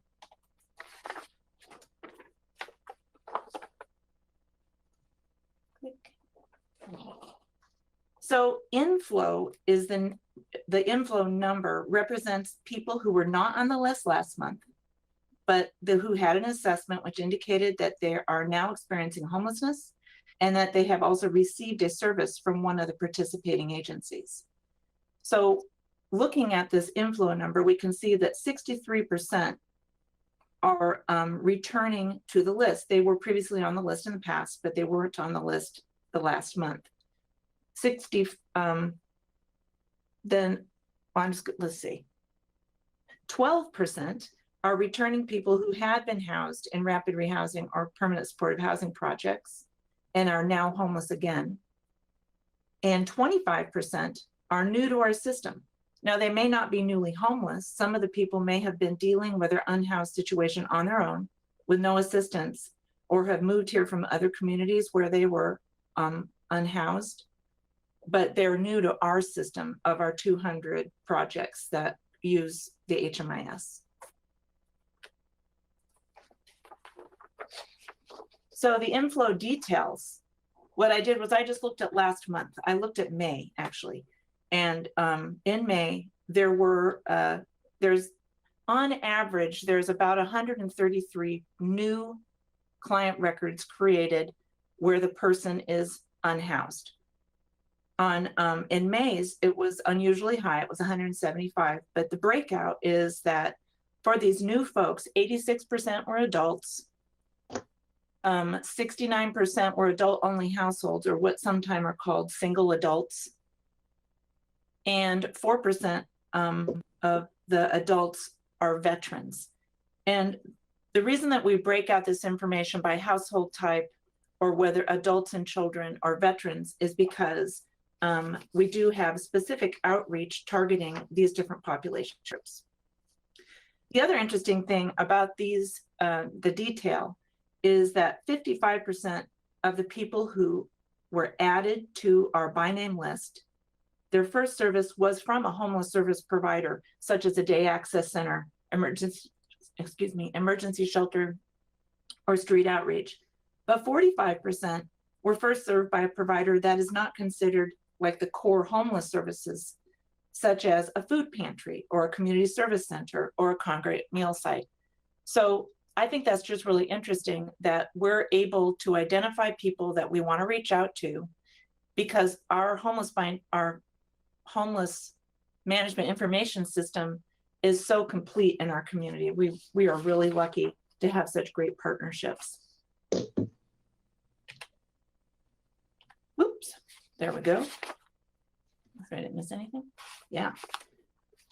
So the other thing that we look at for street outreach and also reaching folks is, where are people living? Sure, they're unsheltered or they're living in a shelter, but they're still our neighbors, still living here somewhere. So we do collect that information when they complete the assessment for their services. So what we do see is that people are, we have 65% of the folks are living in Eugene. And then you can see down the roads, 15% in Springfield. Outside Lane County, I find this interesting that people are living outside Lane County and getting services here. But sometimes people say like they live in Baker City. They're just passing through. But we correct this the next month if they're still receiving services that they have ongoing. So we can, we'll change that to their local current address, not their traveling through address. And the folks who are unknown on this list, those are almost all folks who have been initially enrolled in street outreach projects, which take, they're more cautious and develop more of a rapport with the client in order to collect all the data before the data are complete. So it's unknown this month, but next month we will probably have more complete data. So we're not going to take questions like popping in the middle of this, so we can all get through our presentations. So if you do have anything, we'll swing around at the end. So right now I'm going to pass this on to James. Thanks, Lisa, and good morning, commissioners. So I'm going to talk a little bit about, what street outreach is, and then the street outreach efforts that Lane County is currently working on. I started my career as a street outreach worker and Looking Glass back in 2005, and back then there weren't very many street outreach efforts happening at all in our area. And now, within the last 2 years especially, it's grown significantly, the amount of street outreach efforts that are occurring. So, the role of street outreach is really to engage folks who might not seek services otherwise, and to provide them those services where they're at. So this often includes individuals that are weary or untrusting of social services, folks that potentially have are physically or emotionally unable to access those services. Really outreach workers as well are often the folks that are encountering individuals that have just entered homelessness. And so through that outreach engagement, we can really ensure that, we're meeting the basic needs of folks, while also addressing what the barriers may be for them in achieving long-term housing stability. So, if you think of the Maslow's hierarchy of needs, to be able to have those more in-depth conversations about housing stabilization, you really have to address those imminent basic needs. The core principles of street outreach, as identified by HUD, like I said, they really include meeting people where they're at. And that's, both actually going out and meeting them geographically where they're at, and where they're located, but also meeting them where they're at physically and emotionally. Street outreach engagement really is the lowest barrier of homeless services engagement. Folks that are unable to access services due to substance abuse or mental health behaviors, difficult behaviors associated with those things, they can receive outreach services without having to adhere to those certain behavior expectations that the social service agencies have to have, for the safety of everyone accessing their program. Additionally, as outreach workers work to meet the basic survival needs of those they contact, it's vitally important that they build rapport and start to engage folks in permanency planning. And that's both around, short-term access to shelter, as well as long-term housing. And I really can't emphasize it enough, and Lisa touched on it as well, that the building of rapport over time is critical to street outreach engagement. And that really ties to the fact that so many folks that are engaged via street outreach are very weary of service engagement. And so just want to emphasize that again. Lisa, if you could jump to the next slide, please. So going to go through some of the current outreach efforts in Lane County. We have several different outreach efforts that kind of address different aspects. So our first one is our coordinated entry outreach team. And this team is Lane County employees, and they work with folks that are near the top of our coordinated entry housing referral list. So these are the folks that have been identified through coordinated entry as having the highest vulnerability and likely to be referred to a housing program sooner. This two-person team, they work with those folks to really address what the barriers that they may have to getting into housing once they are referred. So that's often addressing, obtaining identification, verifying income. For some programs, they need to verify disability status, and really any other barriers that are identified both by the individual or by the outreach team. And really the goal is to ensure that they are moving through the coordinated entry system and obtaining housing in a shortened length of time. And we do have a goal this fiscal year to add an additional FTE to this team. And that's really not only because of the need, but also as we look to expand coordinated entry process and the referral process, we really need some additional folks on that team. Another outreach effort, which is likely probably of a lot of interest to you all, is our rural focused outreach. And this started in November of last year and currently has funding through December 31st of 2021. These teams provide outreach to the full geographic expanse of Lane County. So there are 4 county employed outreach workers that work in teams of 2, and they cover South Lane County as one team, and then West and North Lane County on the other team. The South team covers communities from Eugene south to Cottage Grove, so Cresswell, Goshen, and our West North team, west from Eugene to Florence, Veneta, and then the north part is Coburg and Junction City. Due to their established presence already as an outreach provider, Carry It Forward is an agency that is contracted to do our outreach for East Lane County. Their area does, we call it the rural team, but their area does also include Springfield metro area, and it extends east to McKenzie Bridge, and then they also cover the Oak Ridge area. These teams employ the basic kind of key concepts of street outreach I just talked about, but because of their funding, they also have a COVID prevention focus. So initially that was providing PPE to folks, talking encampments about how they could best socially distance. As we move now into the vaccine phase, it's a lot of education on where they can get the vaccine, dispelling some of the myths that are prevalent within the unhoused community about the vaccine. And in addition to just engaging with unsheltered folks, a large part of that rural outreach is really engaging providers in those communities, providers and community leaders, to ensure that there's open communication kind of regarding what the needs are in each of those areas. Because as I'm sure you all know, homelessness looks different in the smaller communities of our county than it does in the metro area. Another effort that recently started is the HIV Alliance Health Focused Outreach Team. So that team focuses on, the basic core principles of outreach, connecting folks to housing and resources, but they also are able to do in the field medical treatment, including diagnosis and prescription of medications. That had been a need that was identified by a lot of providers in our community. And that program is currently contracted, like I said, with Lane County through June 30th of 2022. Lisa, if you could hop to the next slide, please. And I did want to touch on Rapid Resolution. So it's, Rapid Resolution is not a traditional outreach program, but it's really kind of a key piece to our homeless services system and to our coordinated entry system. This intervention is really designed to prevent that inflow that Lisa was talking about. So the folks, prevent folks immediate entry into homelessness.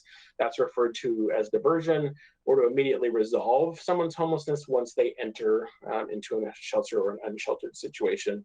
And that's referred to as rapid exit. Currently, our rapid resolution services are contracted through Shelter Care, and they're able to move through our system and connect with folks. And they focus largely on problem-solving conversations, and then also have access to funds that they can use to address barriers to housing. So sometimes that's, someone has families that they could live with, but they don't have a way to get there. So that team can help with transportation. Sometimes it's, someone could double up with a coworker if they help to chip in on utilities or something like that. So this team can really kind of address those barriers to keep them from entering the homeless services system. Really, the final piece of the outreach puzzle that we're trying to work on is the creation of a Eugene Metro-based team. There was a pilot project through the city of Eugene that ended on June 30th. Recently, I've been working with the city of Eugene, a partnership with Lane County and city of Eugene, to establish a new Eugene-based outreach team. We released an RFP on July 9th, and that closes on August 6th. And our hope is to get a local provider to provide those services within the Eugene metro area. And then finally, a key piece to really ensuring that these outreach efforts are successful is making sure that we're coordinating amongst all the various teams that are providing outreach. So starting at the end of May, we've been having bi-weekly case conferencing meetings with all of the outreach providers that I previously mentioned. And that's really to ensure that we're avoiding a duplication of services, so that, not any one person isn't receiving outreach services from multiple outreach providers. And then additionally, we want to really use that case conferencing to determine who of the folks that are being contacted via outreach are those with the highest vulnerability, and thus really should be prioritized for referral to available housing options that come open. Again, look forward to any questions you have at the end of the presentation, and I'm going to pass it off to Stephanie Talbot at this point. Excuse me if I may. Each presenter has said there's no questions until the end. If I may, are there any board members that have a burning question before we hear the last part of this? Yes, Commissioner Buck. Thank you, Chair. I did have a question on the funding for the rural outreach. You had mentioned that it goes through December 31st. I'm concerned because that is so critically important that it is an ongoing effort. Do we have any idea of how we'll be able to support those positions after the end of the year?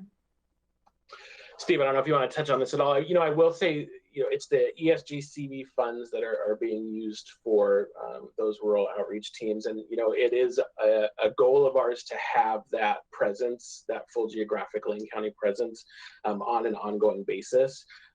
So we are looking into what funding options there are to continue that. It is definitely a long-term goal that we have that, because it's really critical to ensuring that we are getting folks connected to the services that are often, centered in the metro area. Beyond that, I don't know, Steve, if we've identified the funding at this point, but it's definitely, a key piece of what we're looking to moving forward. Chair Bernie, Commissioner Buck, we currently are funding the rural outreach with a WIOA grant, a workforce COVID grant, as James had mentioned earlier. We do plan on transitioning and spending a portion of our emergency solution coronavirus grant that runs through 2023 with those funds. And we also included in the departmental process to come up with areas that we'd like consideration for investment with the ARPA funds once that comes forward to the board later in the year. So we are, as James mentioned, we're planning for continuation of rural outreach services. I think the challenge with a lot of our services is we have a lot of additional money that goes through December of 2024. And so we're able to put a lot of things in place now. It'll be incumbent upon us to look forward and see what we're going to do beyond December 2024. Thank you. And Ms. Talbot, I didn't mean to be rude. It's just that so much information and to keep being told we have to keep. Are there any other commissioners at this point? I actually can hold my questions until the end. Okay, Ms. Talbot, thank you for that interruption. Thank you, Chair Bernie, and thank you to the board for having us here today. I'm going to talk about the rent relief programs. As you are all aware, the eviction moratorium in the state of Oregon expired at the end of June. There is a 1-month eviction moratorium through the CDC that will extend at the end of July, but there are certain forms that somebody would have to fill out to get the protections of the CDC moratorium, and we don't think that that's a very efficient way to do it, and it's such a limited period of time that really we are moving into a time when really there aren't very many protections for our tenants who are facing eviction in the state of Oregon. And we have heard that there are evictions that are starting to be processed through the courts. So we have had a great deal of rent funding come through Lane County that is really unprecedented. This is a unique situation that has been in response to COVID. As you can see from the chart that's on your screens now, the majority of these various funds, as far as the number of funds, have expired in the past. We did get some monies from the state, the CARES Act, Eugene, Springfield, and those were expended. There are still a little bits in the Springfield and Eugene funds that have been reallocated for other uses, and it's been negotiated with the cities of Eugene and Springfield. For example, additional funds going to the Oregon Law Center for help with tenants facing eviction. But the funds that are active right now and are the lion's share of the fundings we have are the ERRLC, which is American Rescue Act funding coming from the Department of Treasury directly to the county. And then the OERA, which is American Recovery Act coming through the Department of Treasury through Oregon Housing and Community Services, our funder. So while they are both really from the same source, they get channeled to us individually, and they have to be reported on individually. I did make this slide last week and proceeded to take a long weekend. So I'm happy to report that actually our numbers here can be updated. The ERRLC is now 7% spent down, and the OERA is 13% spent down. Well, that may not seem huge when we're dealing with millions of dollars. That's pretty significant. We have distributed $2.8 million of those two funds as of this morning. So we are, as you see, the other funds just expired at the end of June. So we did a hard pivot to the ERRLC and AWARA funding July 1st. And as I say, since then, $2.8 million have been spent. Lisa, if you could give me the next slide, please. What these programs can help with, both programs help with rental arrears, current month's rent.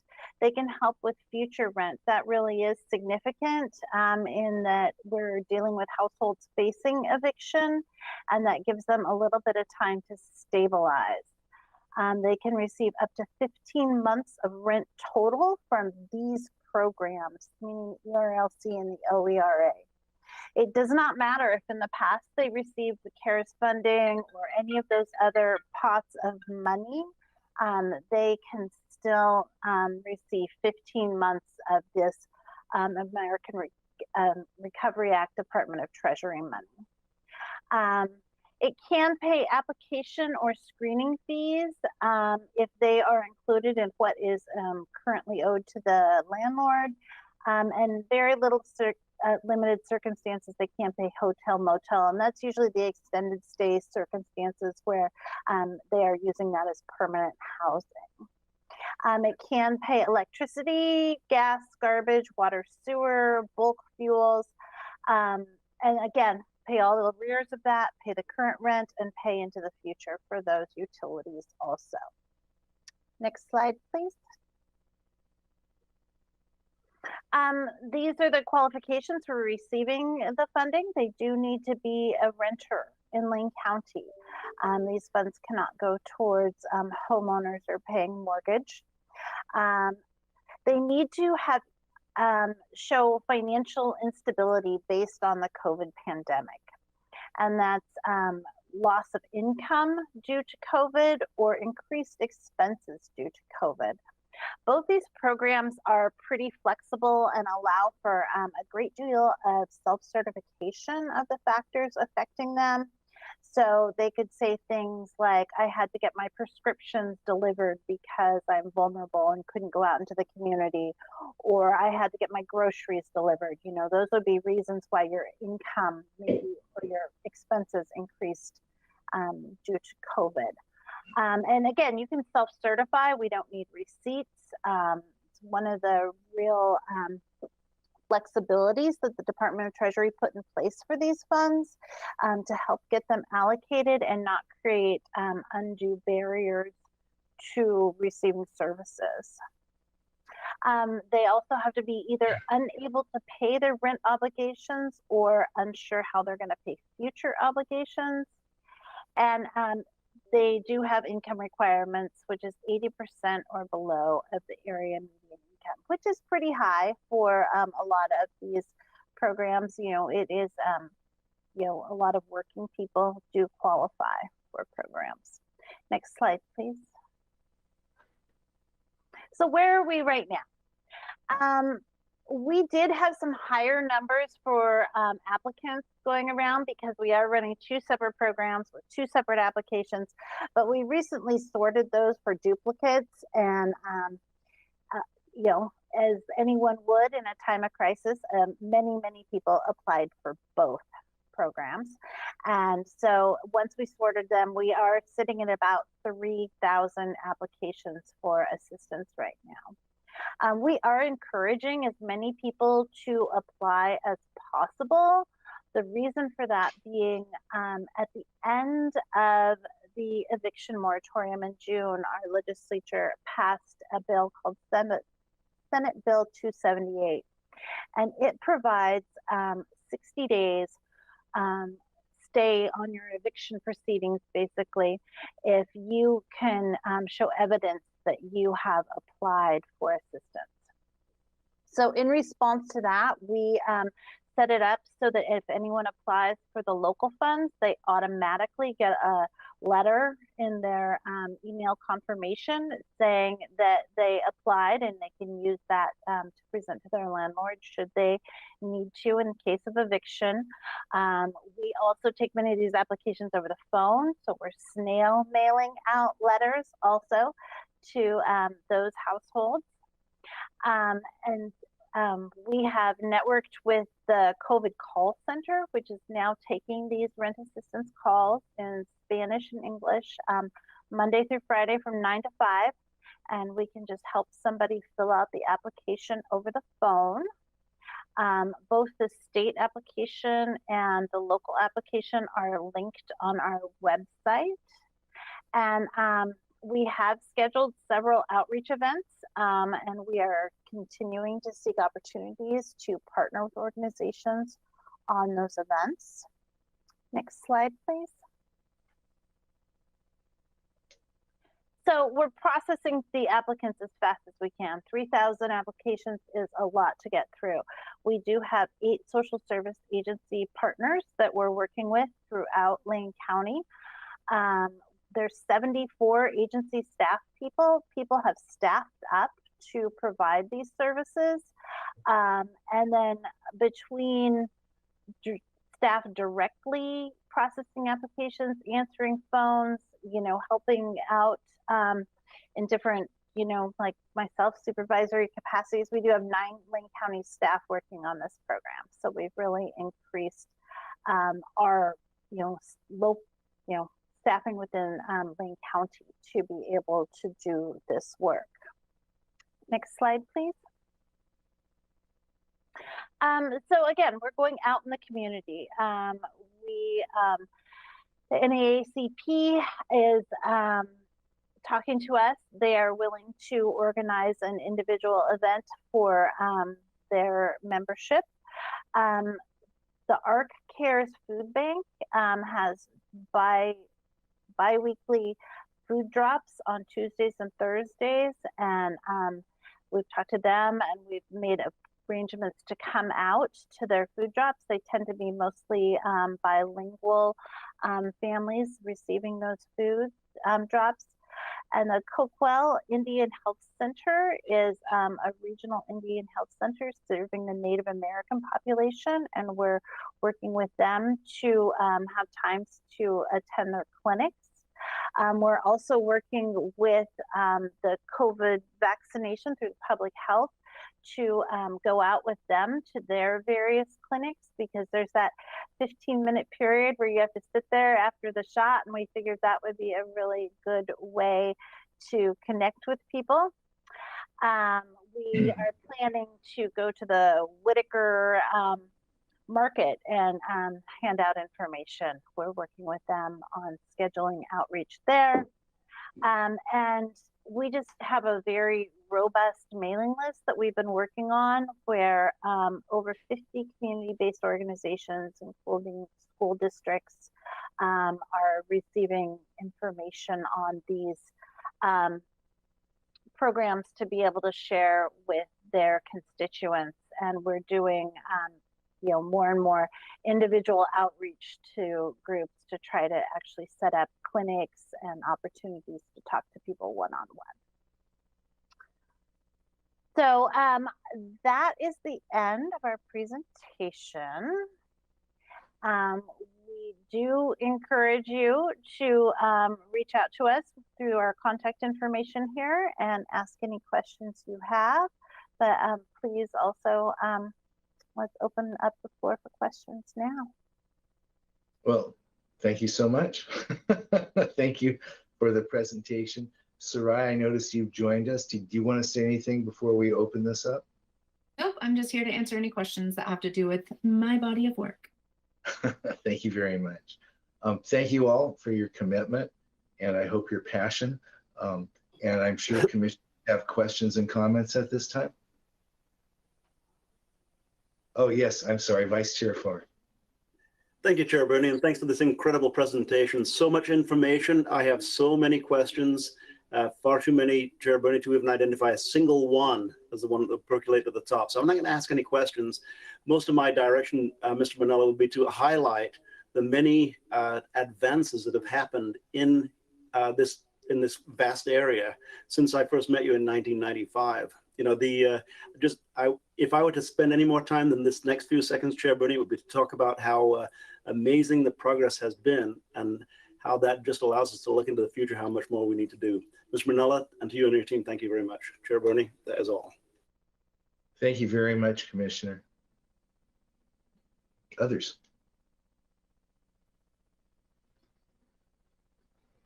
Yes, Commissioner Buck. I asked my burning question earlier, so thank you. But I also want to appreciate all that was presented here. It is a lot that you have been doing, and it's been a while since we've gotten an update of this size with this kind of information. There's a lot of good work that's happening, and I'm really happy to see all the systems kind of coming together into play. At first, it's a concept, and the implementation part in transition can be challenging as you're trying to work through the different teams, and then coordinating all those teams together has got to have been a major hurdle. But it feels like now the systems are in place, the people are in place, you're moving along with each of these teams.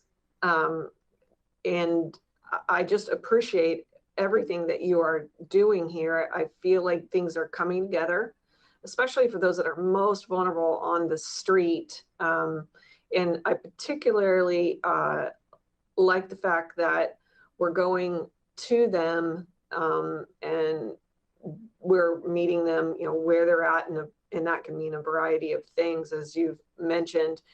It's good to know how much skepticism there is with folks on the street with, governmental services. It's very similar to people in rural areas in that regard.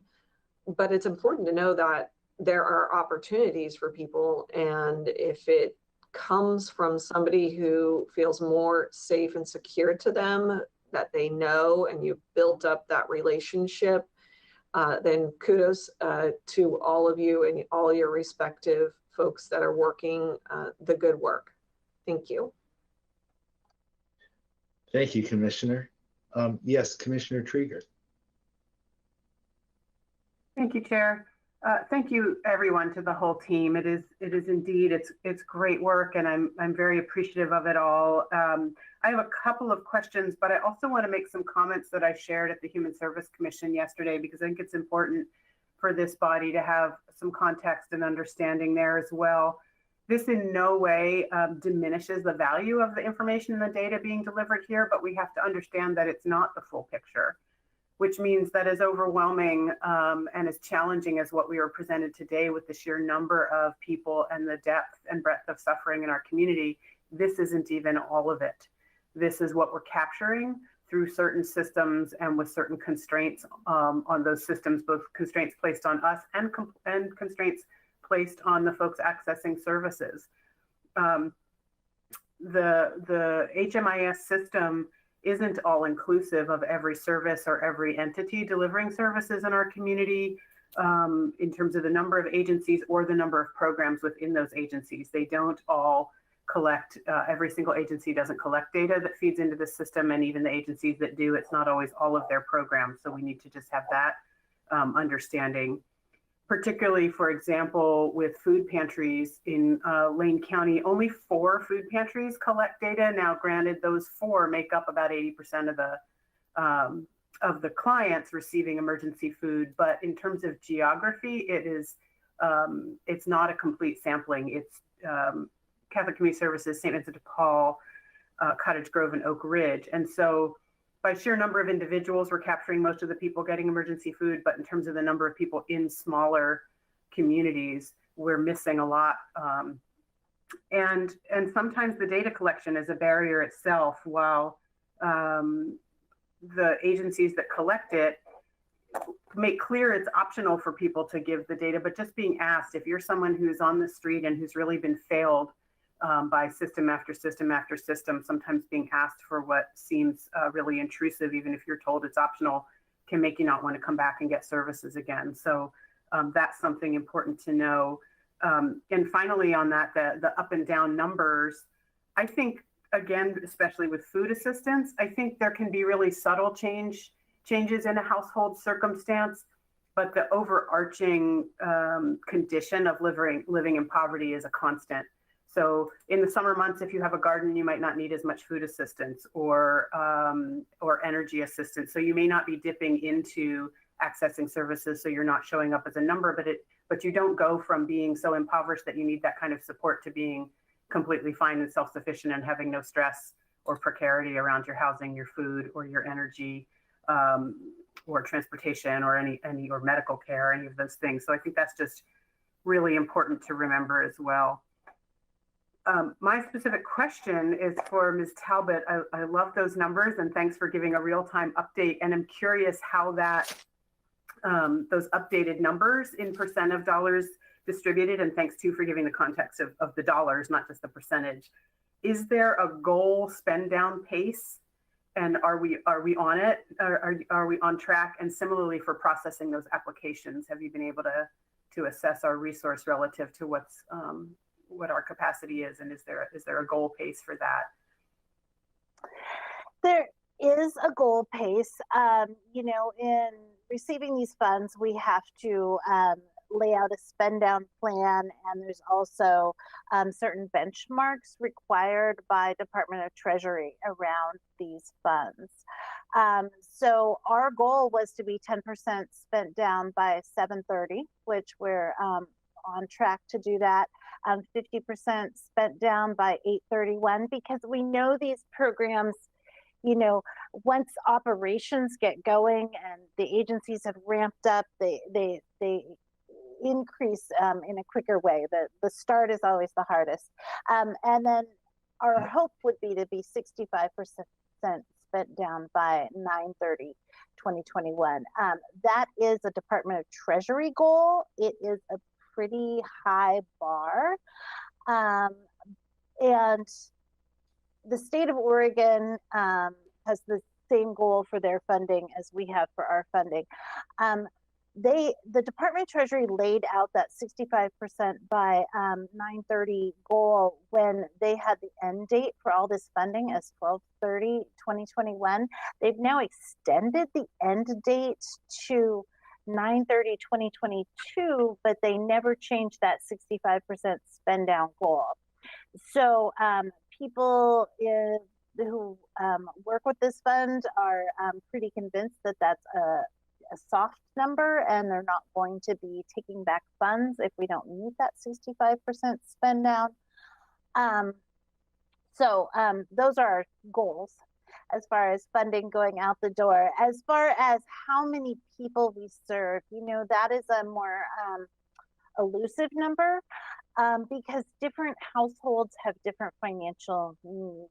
And so we have seen households where we have done $33,000 in rent payments for one household. And then the average, though, is $6,800 per household. So how many households we're going to be able to serve with that funding is a harder thing to figure. Because the new funds can go for utilities instead of in addition to rent, we are seeing greater spending per household to stabilize them. Thank you. One more question for you, and then I wanted to ask Mr. Ewell a question. The landlord assistance, we have no role in administering or dispersing any of the landlord assistance dollars. That's all at the state, is that right? Yes. I mean, it is not funneling through Lane County whatsoever. However, Homes for Good is our local provider for that funding, but all the applications go through the state website. And I do believe that that program has closed at the state. Great, thank you. And finally, for Mr. Ewell, I want to first of all just deeply appreciate your work. It's really hard work to be out there interacting with folks who are in crisis and to see up close the conditions people are living in and the magnitude of their needs. So just really appreciate and acknowledge the stress that work takes. And I know, as I mentioned, there's far more need out there than we're able to meet. And I think the need itself is deeper than even we know, and you see it up close. So I just want to acknowledge and appreciate how hard your job is, and thank you. Thank you very much, Commissioner. Anyone else? Thank you, Commissioner Bozevich. Thank you, Chair.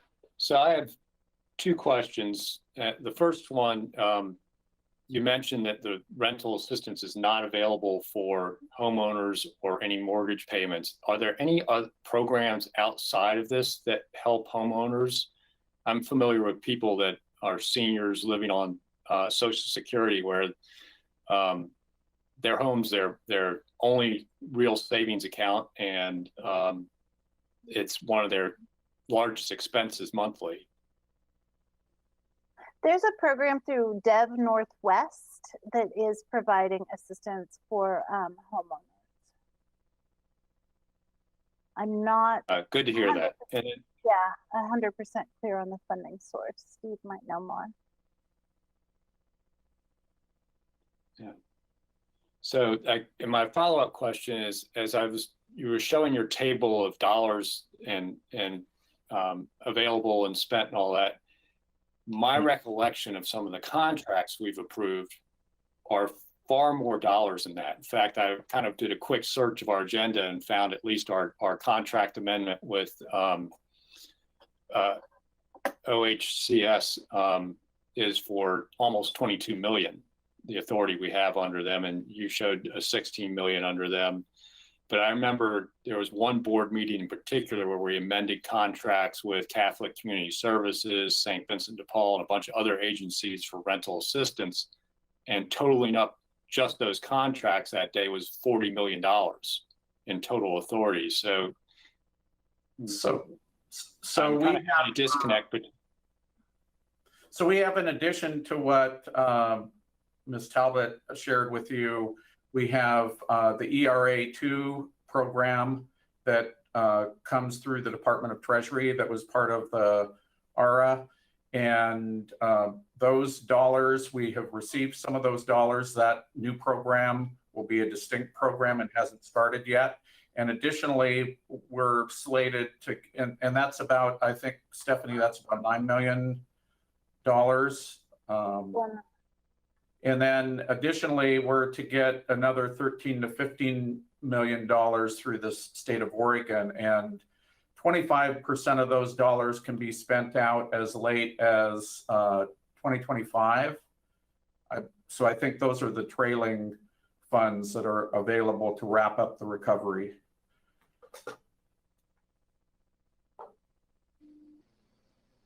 Commissioner Bozevich, we can't hear you. I'm sorry. It was my turn to forget to unmute. I was just saying that I was just having a little bit of mismatch between my memory of contract extensions and authorities versus what dollars were shown in that table. And that kind of explains some of it. So thank you, Steve. Thank you. I have a big question, comment, little questions. Big question. When all is said and done with all of these dollars, and truly, I thank you so much for doing the work that you do. And COVID comes and COVID goes. Will all of this money have changed the amount of poverty in Lane County at all? Or do you have any way of answering that question? Anyone? Chair Bernie, what I would say is we will make an impact on housing stability, and that's a factor in people who live in poverty. I think the biggest thing to make an impact on poverty that is a federal policy that was implemented this month is the refundable child tax credit, which is going to help with child and family poverty.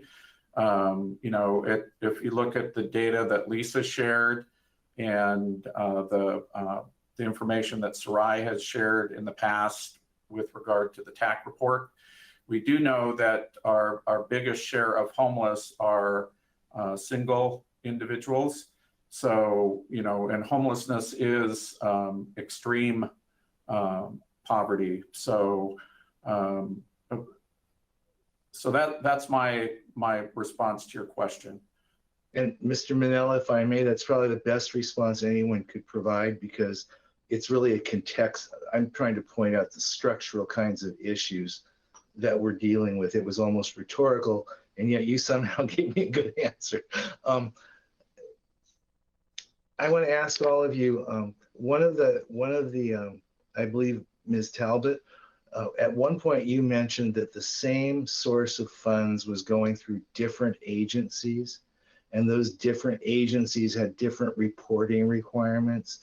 Do you ever get frustrated with, I see you laughing, do you ever get frustrated with the silos that you have to contend with when all you're really trying to do is get relief to people? And I'm just curious, or is that not a big deal? No, of course, it's really challenging. You could ask any one of us on the panel, and the amount of administrative time it takes and the funds that suck up towards, reporting and administration and fiscal that could go into direct services or, more outreach workers is, yeah, we wished it wouldn't be this way, but we're happy that we have the volume of funding that we have to work with right now to get the services out the door. So we're willing to suffer through it to be able to offer the services. I really appreciate the response. It's just being real, right? And I think it's really important for people that sometimes get frustrated, as I do, sometimes get frustrated with the system, to remember that people in the system are sometimes as frustrated as they, because I know everyone's intent here is just to deliver resource to those in need. So thank you for that. Mr. Ewell, at one point, one of your slides, and I don't need you to bring it up, I think it mentioned rural outreach, and correct me if I'm wrong, but I think it said there were 4.0 county FTE for one section of the county. And then another section, which included my home of Springfield, was contracted out. How much is that contract, and how much FTE are devoted to that part of the effort? That's 4.0 FTE that Carry It Forward is contracted. So the 4.0 Lane County employees, that's split between the two identified regions. So there's the South Lane County team, which is a team of 2, and then the West North team, which is another team of 2. And then Carry It Forward has a separate 4.0 FTE for their team. Great. By population, as they cover quite a bit more area because Springfield Metro is included in their region. No, thank you. That clarifies it, because I didn't know, I didn't know how that was distributed. So thank you. Ms. Talbot, you mentioned that more outreach activities are occurring, and you even mentioned some that are in many of our districts. Is there some way you could provide us with literally the list as it evolves of dates, times, places, locations, so that we also could publicize that on your behalf? Sure, we can do that. That would be great. Like with the Coquel, that's an outreach event specific to that population. And so it's not necessarily a place where the public are going to be coming. So would you like it places where the public could come and sign up, like when we're at the Whitaker Market? Okay. Okay, no, thank you. I appreciate the nuance. Finally, I've said this before, and this is less specific, it's just general.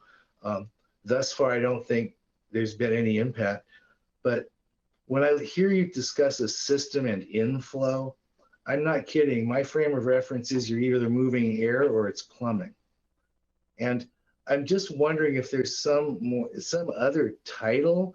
I know that Commissioner Trieger discussed the depth and the breadth of suffering, but if there's some other name you could provide for when people are obviously suffering more, and this piece relates to homelessness. I just think sometimes words matter. So they do. I did hear that Commissioner Trieger brought up the topic a few months ago. This is an industry term that we use because we belong to Built for Zero, the initiative nationwide, and it's the terms that we all use in order to share information and know what we're talking about. So we're using the same language. I reached out to the Built for Zero team and asked them to help us with that, because it is something that it's not an informed way of talking about it in our community. And they had never heard that that was an issue before. So we brought that to them. And as far as I am aware, they are looking into it to change those terms nationwide. Really? And so I do apologize that I continue to use them, but it is part of my industry language to do that. And as soon as we can get that change, which they're looking into, we will do that. So I appreciate bringing that up and letting us carry that torch forward nationwide to get those kinds of things corrected. That's pretty interesting. Okay. And thank you for doing that. So you're saying that there's an industry around homelessness? Sure. Well, you bet there is. It's from HUD kind of outlining what kinds of services and what kind of key performance metrics we're looking into, how we talk about it, how we define. We share those terms nationwide so we can have comparisons. Well, I have also read in the, I can't remember, it's not called The Advocate, but there is a newspaper that's published by people experiencing homelessness and advocates, who's referred to, probably not flatteringly, the homeless industrial complex, but it is a set and in a uniform way of approaching homelessness that we are part of as a continuum of care and as a community action agency. no, thank you very much. I think I brought that up at a JEO meeting on this subject, the whole notion of inflow personalizing. So I'm going to give you a second one. You may reject it. And that is, I don't think homelessness is a place that people enter. I think people lose having a home. And I think that's another, it's semantic perhaps, but again, it really relates to the depth and breadth of suffering. And I keep hearing the industry talk about entering homelessness, or the system talking about entering homelessness. Well, sadly, you enter a system that's organized because the system isn't working. But anyway, just another thought. I'm sorry if I'm meandering, commissioners. Are there any other commissioners that only want to provide accolades for this amazing staff working on this subject right now? Yes, Commissioner Farr.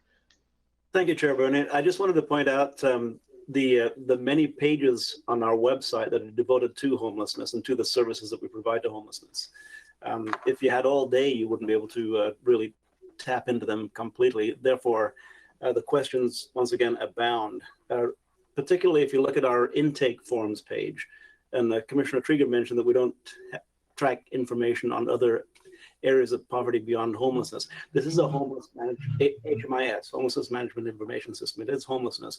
If you look at the entry forms, for instance, we have a light entry form, we have a plus entry form. There are different entry forms that are used by different agencies. And there's just such a wealth of information regarding why we do things and how we do things right on our website. And Lisa Stewart, for years and years and years, I've watched you building and maintaining this website, and I cannot offer you close to enough accolade for all the work that you do. Thank you, Chair. Thank you very much, Commissioner. Any others? Well, I would like to thank Chair Burney. I would like to thank you and the board for your good questions. And I would also like to thank the staff here, Stephanie, Lisa, and James. They're part of our supervisory team here at Human Services Division, as well as Sarai. And I look forward to working with you, and just conclude to say, the other part of this conversation that we are not going to touch on today is just housing development for all folks in Lane County, and trying to address that need so that people have a place to call home. In that regard, Mr. Manel, I want to share with you that that I am able to convene, and with the board, to convene with the members of the governor's office this week, a phone call with a private opportunity zone fund that is trying to transfer $1 billion of private dollars to an aggregated finance for different communities dealing with building more housing for all segments of the market in opportunity zones across the state of Oregon. So we're in there swinging, sir. And Mr. Manella, Ms. Stewart, Mr. Ewell, Ms. Talbot, and of course, Ms. Johnson, thank you all so very much.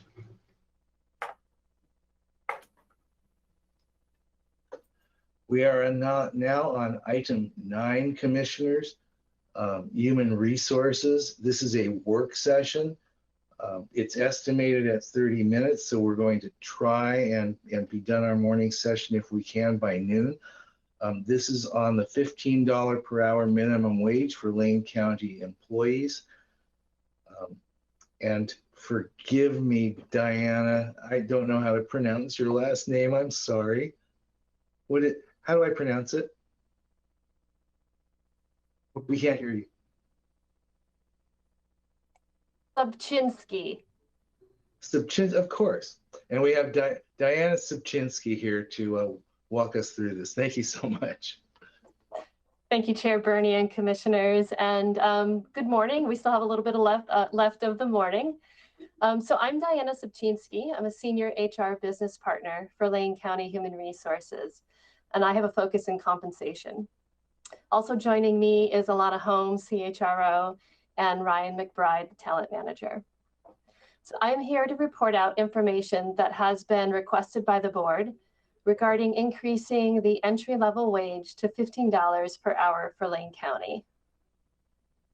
So in July 2019, the board asked the county administrator to have staff research Oregon counties that were establishing a minimum wage exceeding state law. In December 2019, HR presented their findings to the board, and the board assigned HR additional research to determine the financial impact of increasing the minimum wage for entry-level employees to $15 per hour. An analysis was conducted, and it was determined that establishing a $15 per hour minimum wage for all Lane County positions currently not being addressed through the collective bargaining process is estimated to result in an increase of approximately $24,563 annually based on current employee wages. What we find in the analysis is there are several represented classifications in active classifications with the starting wage below $15 per hour. These are being addressed through the collective bargaining process. However, establishing a $15 per hour minimum wage is not expected to impact those negotiations or create significant compression. There are several non-represented extra help positions that are currently paid under $15 per hour. And it is not expected that increasing the minimum wage would create significant compression within the workforce, and it will assist in recruitment efforts for these entry-level positions. These non-represented extra help positions are appointed to not exceed 520 hours in a fiscal year. However, most of these employees are working very limited schedules based on seasonal work, specific events, or election cycles. Also, there are a few inactive classifications that are below $15 an hour. These classifications, along with any new classifications, will be in compliance with the direction we received from the board today.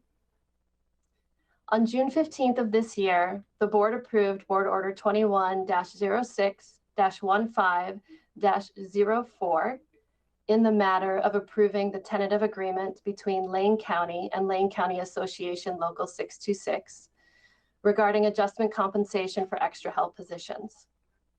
This order raised the rate of pay from $12.24 per hour to $15 per hour for extra help road maintenance positions in Lane County Public Works. These positions are represented by Lane County Association Local 626. It's HR's recommendation that the board direct staff to prepare a board order establishing a $15 per hour minimum wage for all Lane County positions for consent calendar at a future Board of Commissioners meeting. A draft board order was prepared and should have been submitted for your review. Chair Bernie and commissioners, I want to thank you for your attention. At this time, I would refer the floor back to you and would be happy to answer any questions you might have to the best of my abilities. Well, Ms. Subchinsky, that was probably, if there was ever a perfect, succinct articulate presentation. I think we just heard it. Thank you very much. Thank you. The vice chair is are there any questions or comments from board members? Yes, Vice Chair Farr. Chair Bernie, Mr. Soszynski mentioned the attached board order. It doesn't have a number to it. If it did, I think I might make a motion to pass it at this point in time. If you look at the board order, it's very well written. It includes many of the things that we talk about quite often, and I'm looking forward to seeing if we have any further discussion on it. But this board order looks very close to ready to go. The only thing I'll point out, and the question that I will ask, is how soon will we be looking at $15 as being not really what we're calling paying employees fair and equitable wages to assist in recruiting. So that's the only question that I have is, will $15 become obsolete fairly soon? That being said, Chair Bernie, I'm ready to move forward at any time. Thank you very much, Commissioner. I noticed Commissioner Buck's hand was up. Thank you, Chair.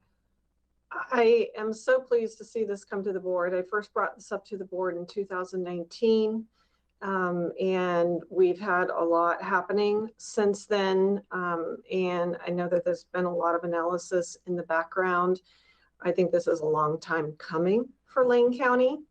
It is needed right now, especially for folks that are already in a position where they're seeking jobs and they're debating on which positions they should be taking. There's a lot of competition out there for workforce, and we want to make sure that our county is providing the best wages out there, and simply being able to lift those at our lowest end of the per dollar hour wages is a way to lift people out of poverty.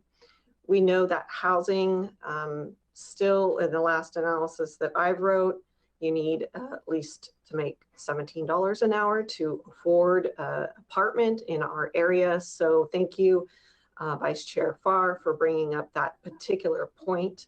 There will be a time that we might need to review this again, but as long as we get the base wages up and they grow incrementally over the years as we adjust cost of living wages, hopefully that will keep up. But there's still, a gap just for people to be able to afford a base entry apartment in our community. I'm fully supportive of this and hope that the rest of the commissioners here will support this as well. Thank you. Thank you. Are there any other comments at this time? Yes, Commissioner Bozovich. I won't spend a long time basically stating my objections to any setting of minimum wage and the fact that it sets a minimum value of labor to be employed. It's inflationary and causes unemployment. And $15 is such a arbitrary number.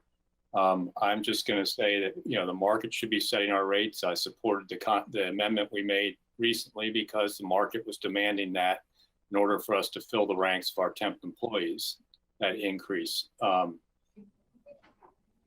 I just can't say how misguided these kind of policies are and how damaging they are in the long run to low-skilled people, people of color, and young people that are trying to enter the labor force.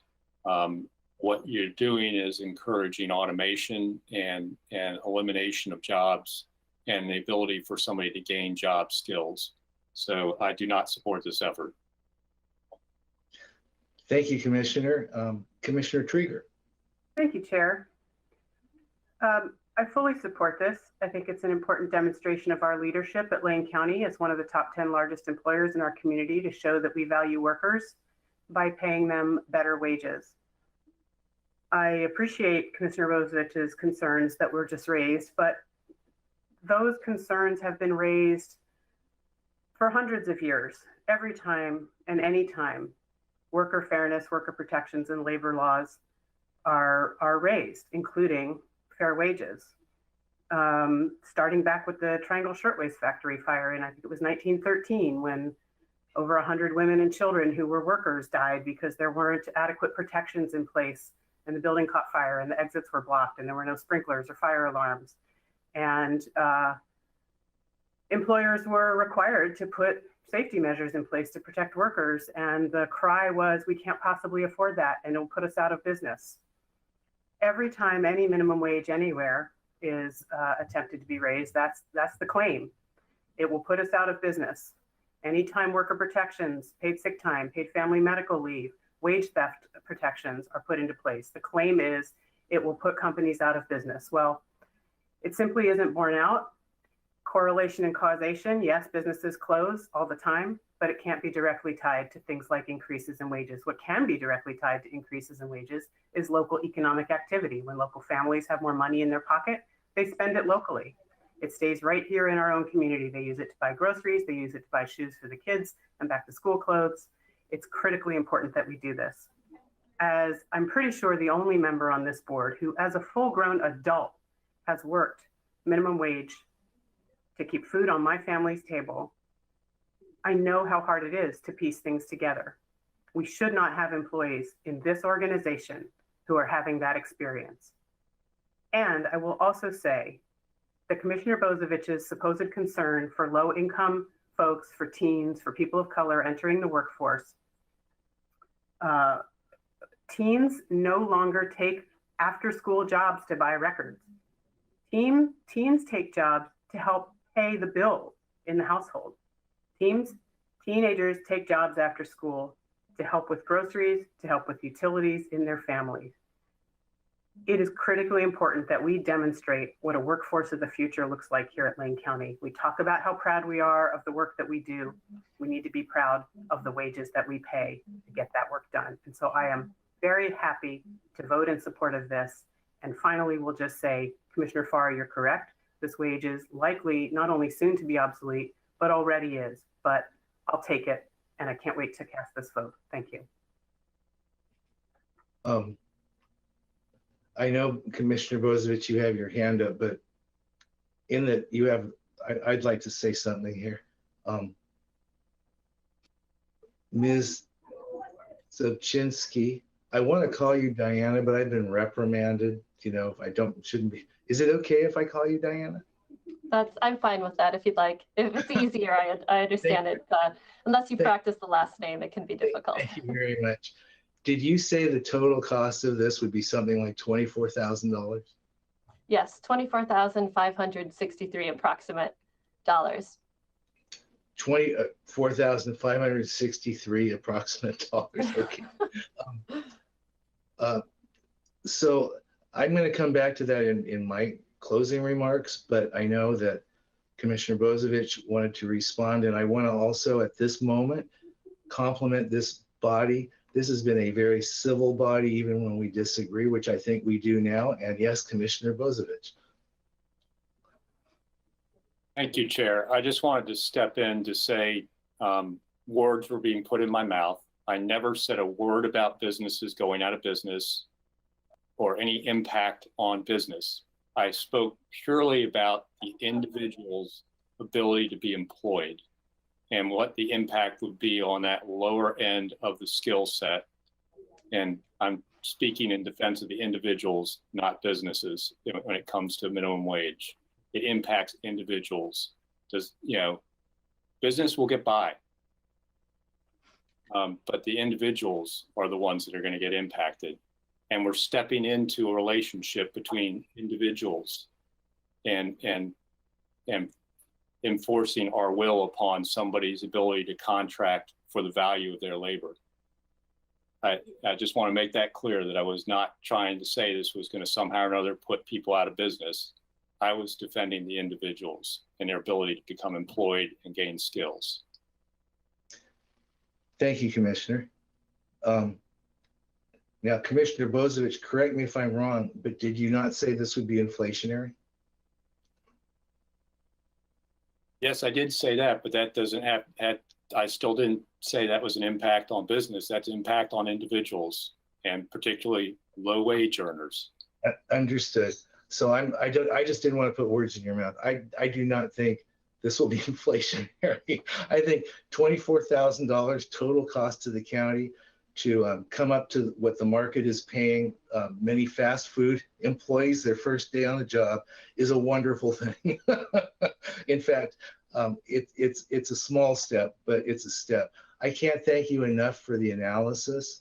I know that the recommendation that we have received, and if I've received it from you, is that we direct staff to prepare a board order, if I'm not mistaken, establishing a $15 per hour minimum wage for all Lane County positions for a consent calendar in the very near future. If there are any other questions or comments, could we do that after a motion is made to approve the staff recommendation? Chair will entertain a motion. Yes, Commissioner Buck. I have a procedural question first. This was a discussion, so I don't know if there's necessarily a motion that we need to direct people, but that's okay. I'm happy to do it. But You're probably right. I'm sorry. but the board order as drafted is good, other than it needs an order number. Is there any reason we need to come back? Maybe staff needs to do additional work, or is there a way in which we can just approve this today by adding a board order number?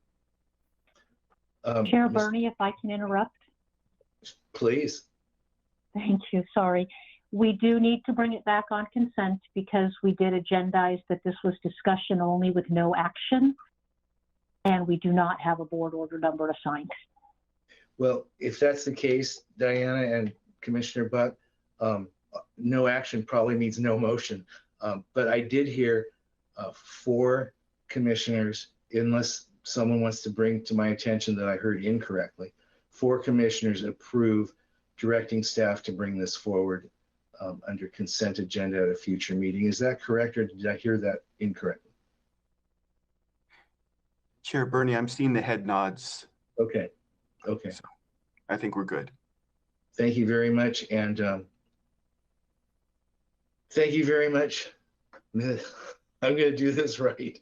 Thank you very much, Ms. Sobczynski. Excellent. Yes.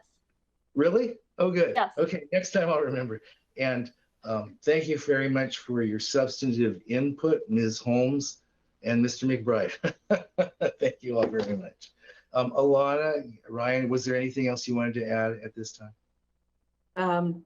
Chair Bernie, commissioners, thank you. I just want to express my appreciation for the board's patience and forbearance. As Commissioner Buck noted, we have been in this conversation for a while. There certainly have been a few items keeping us a little bit busy supporting the workforce this past year.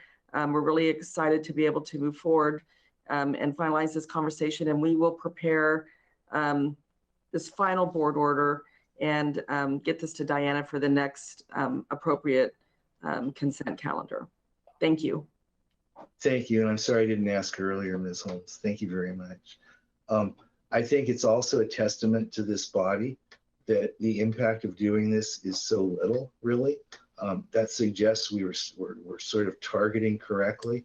And I also think that if it wasn't, as Ms. Holmes mentioned, for the incredible, everyone's stretched so thin during these multiple crises, that the lag time is such that this almost becomes moot. And we really do need to start looking at what livable wages are in Lane County as we move forward. So thank you all so very much. Thank you. Thank you.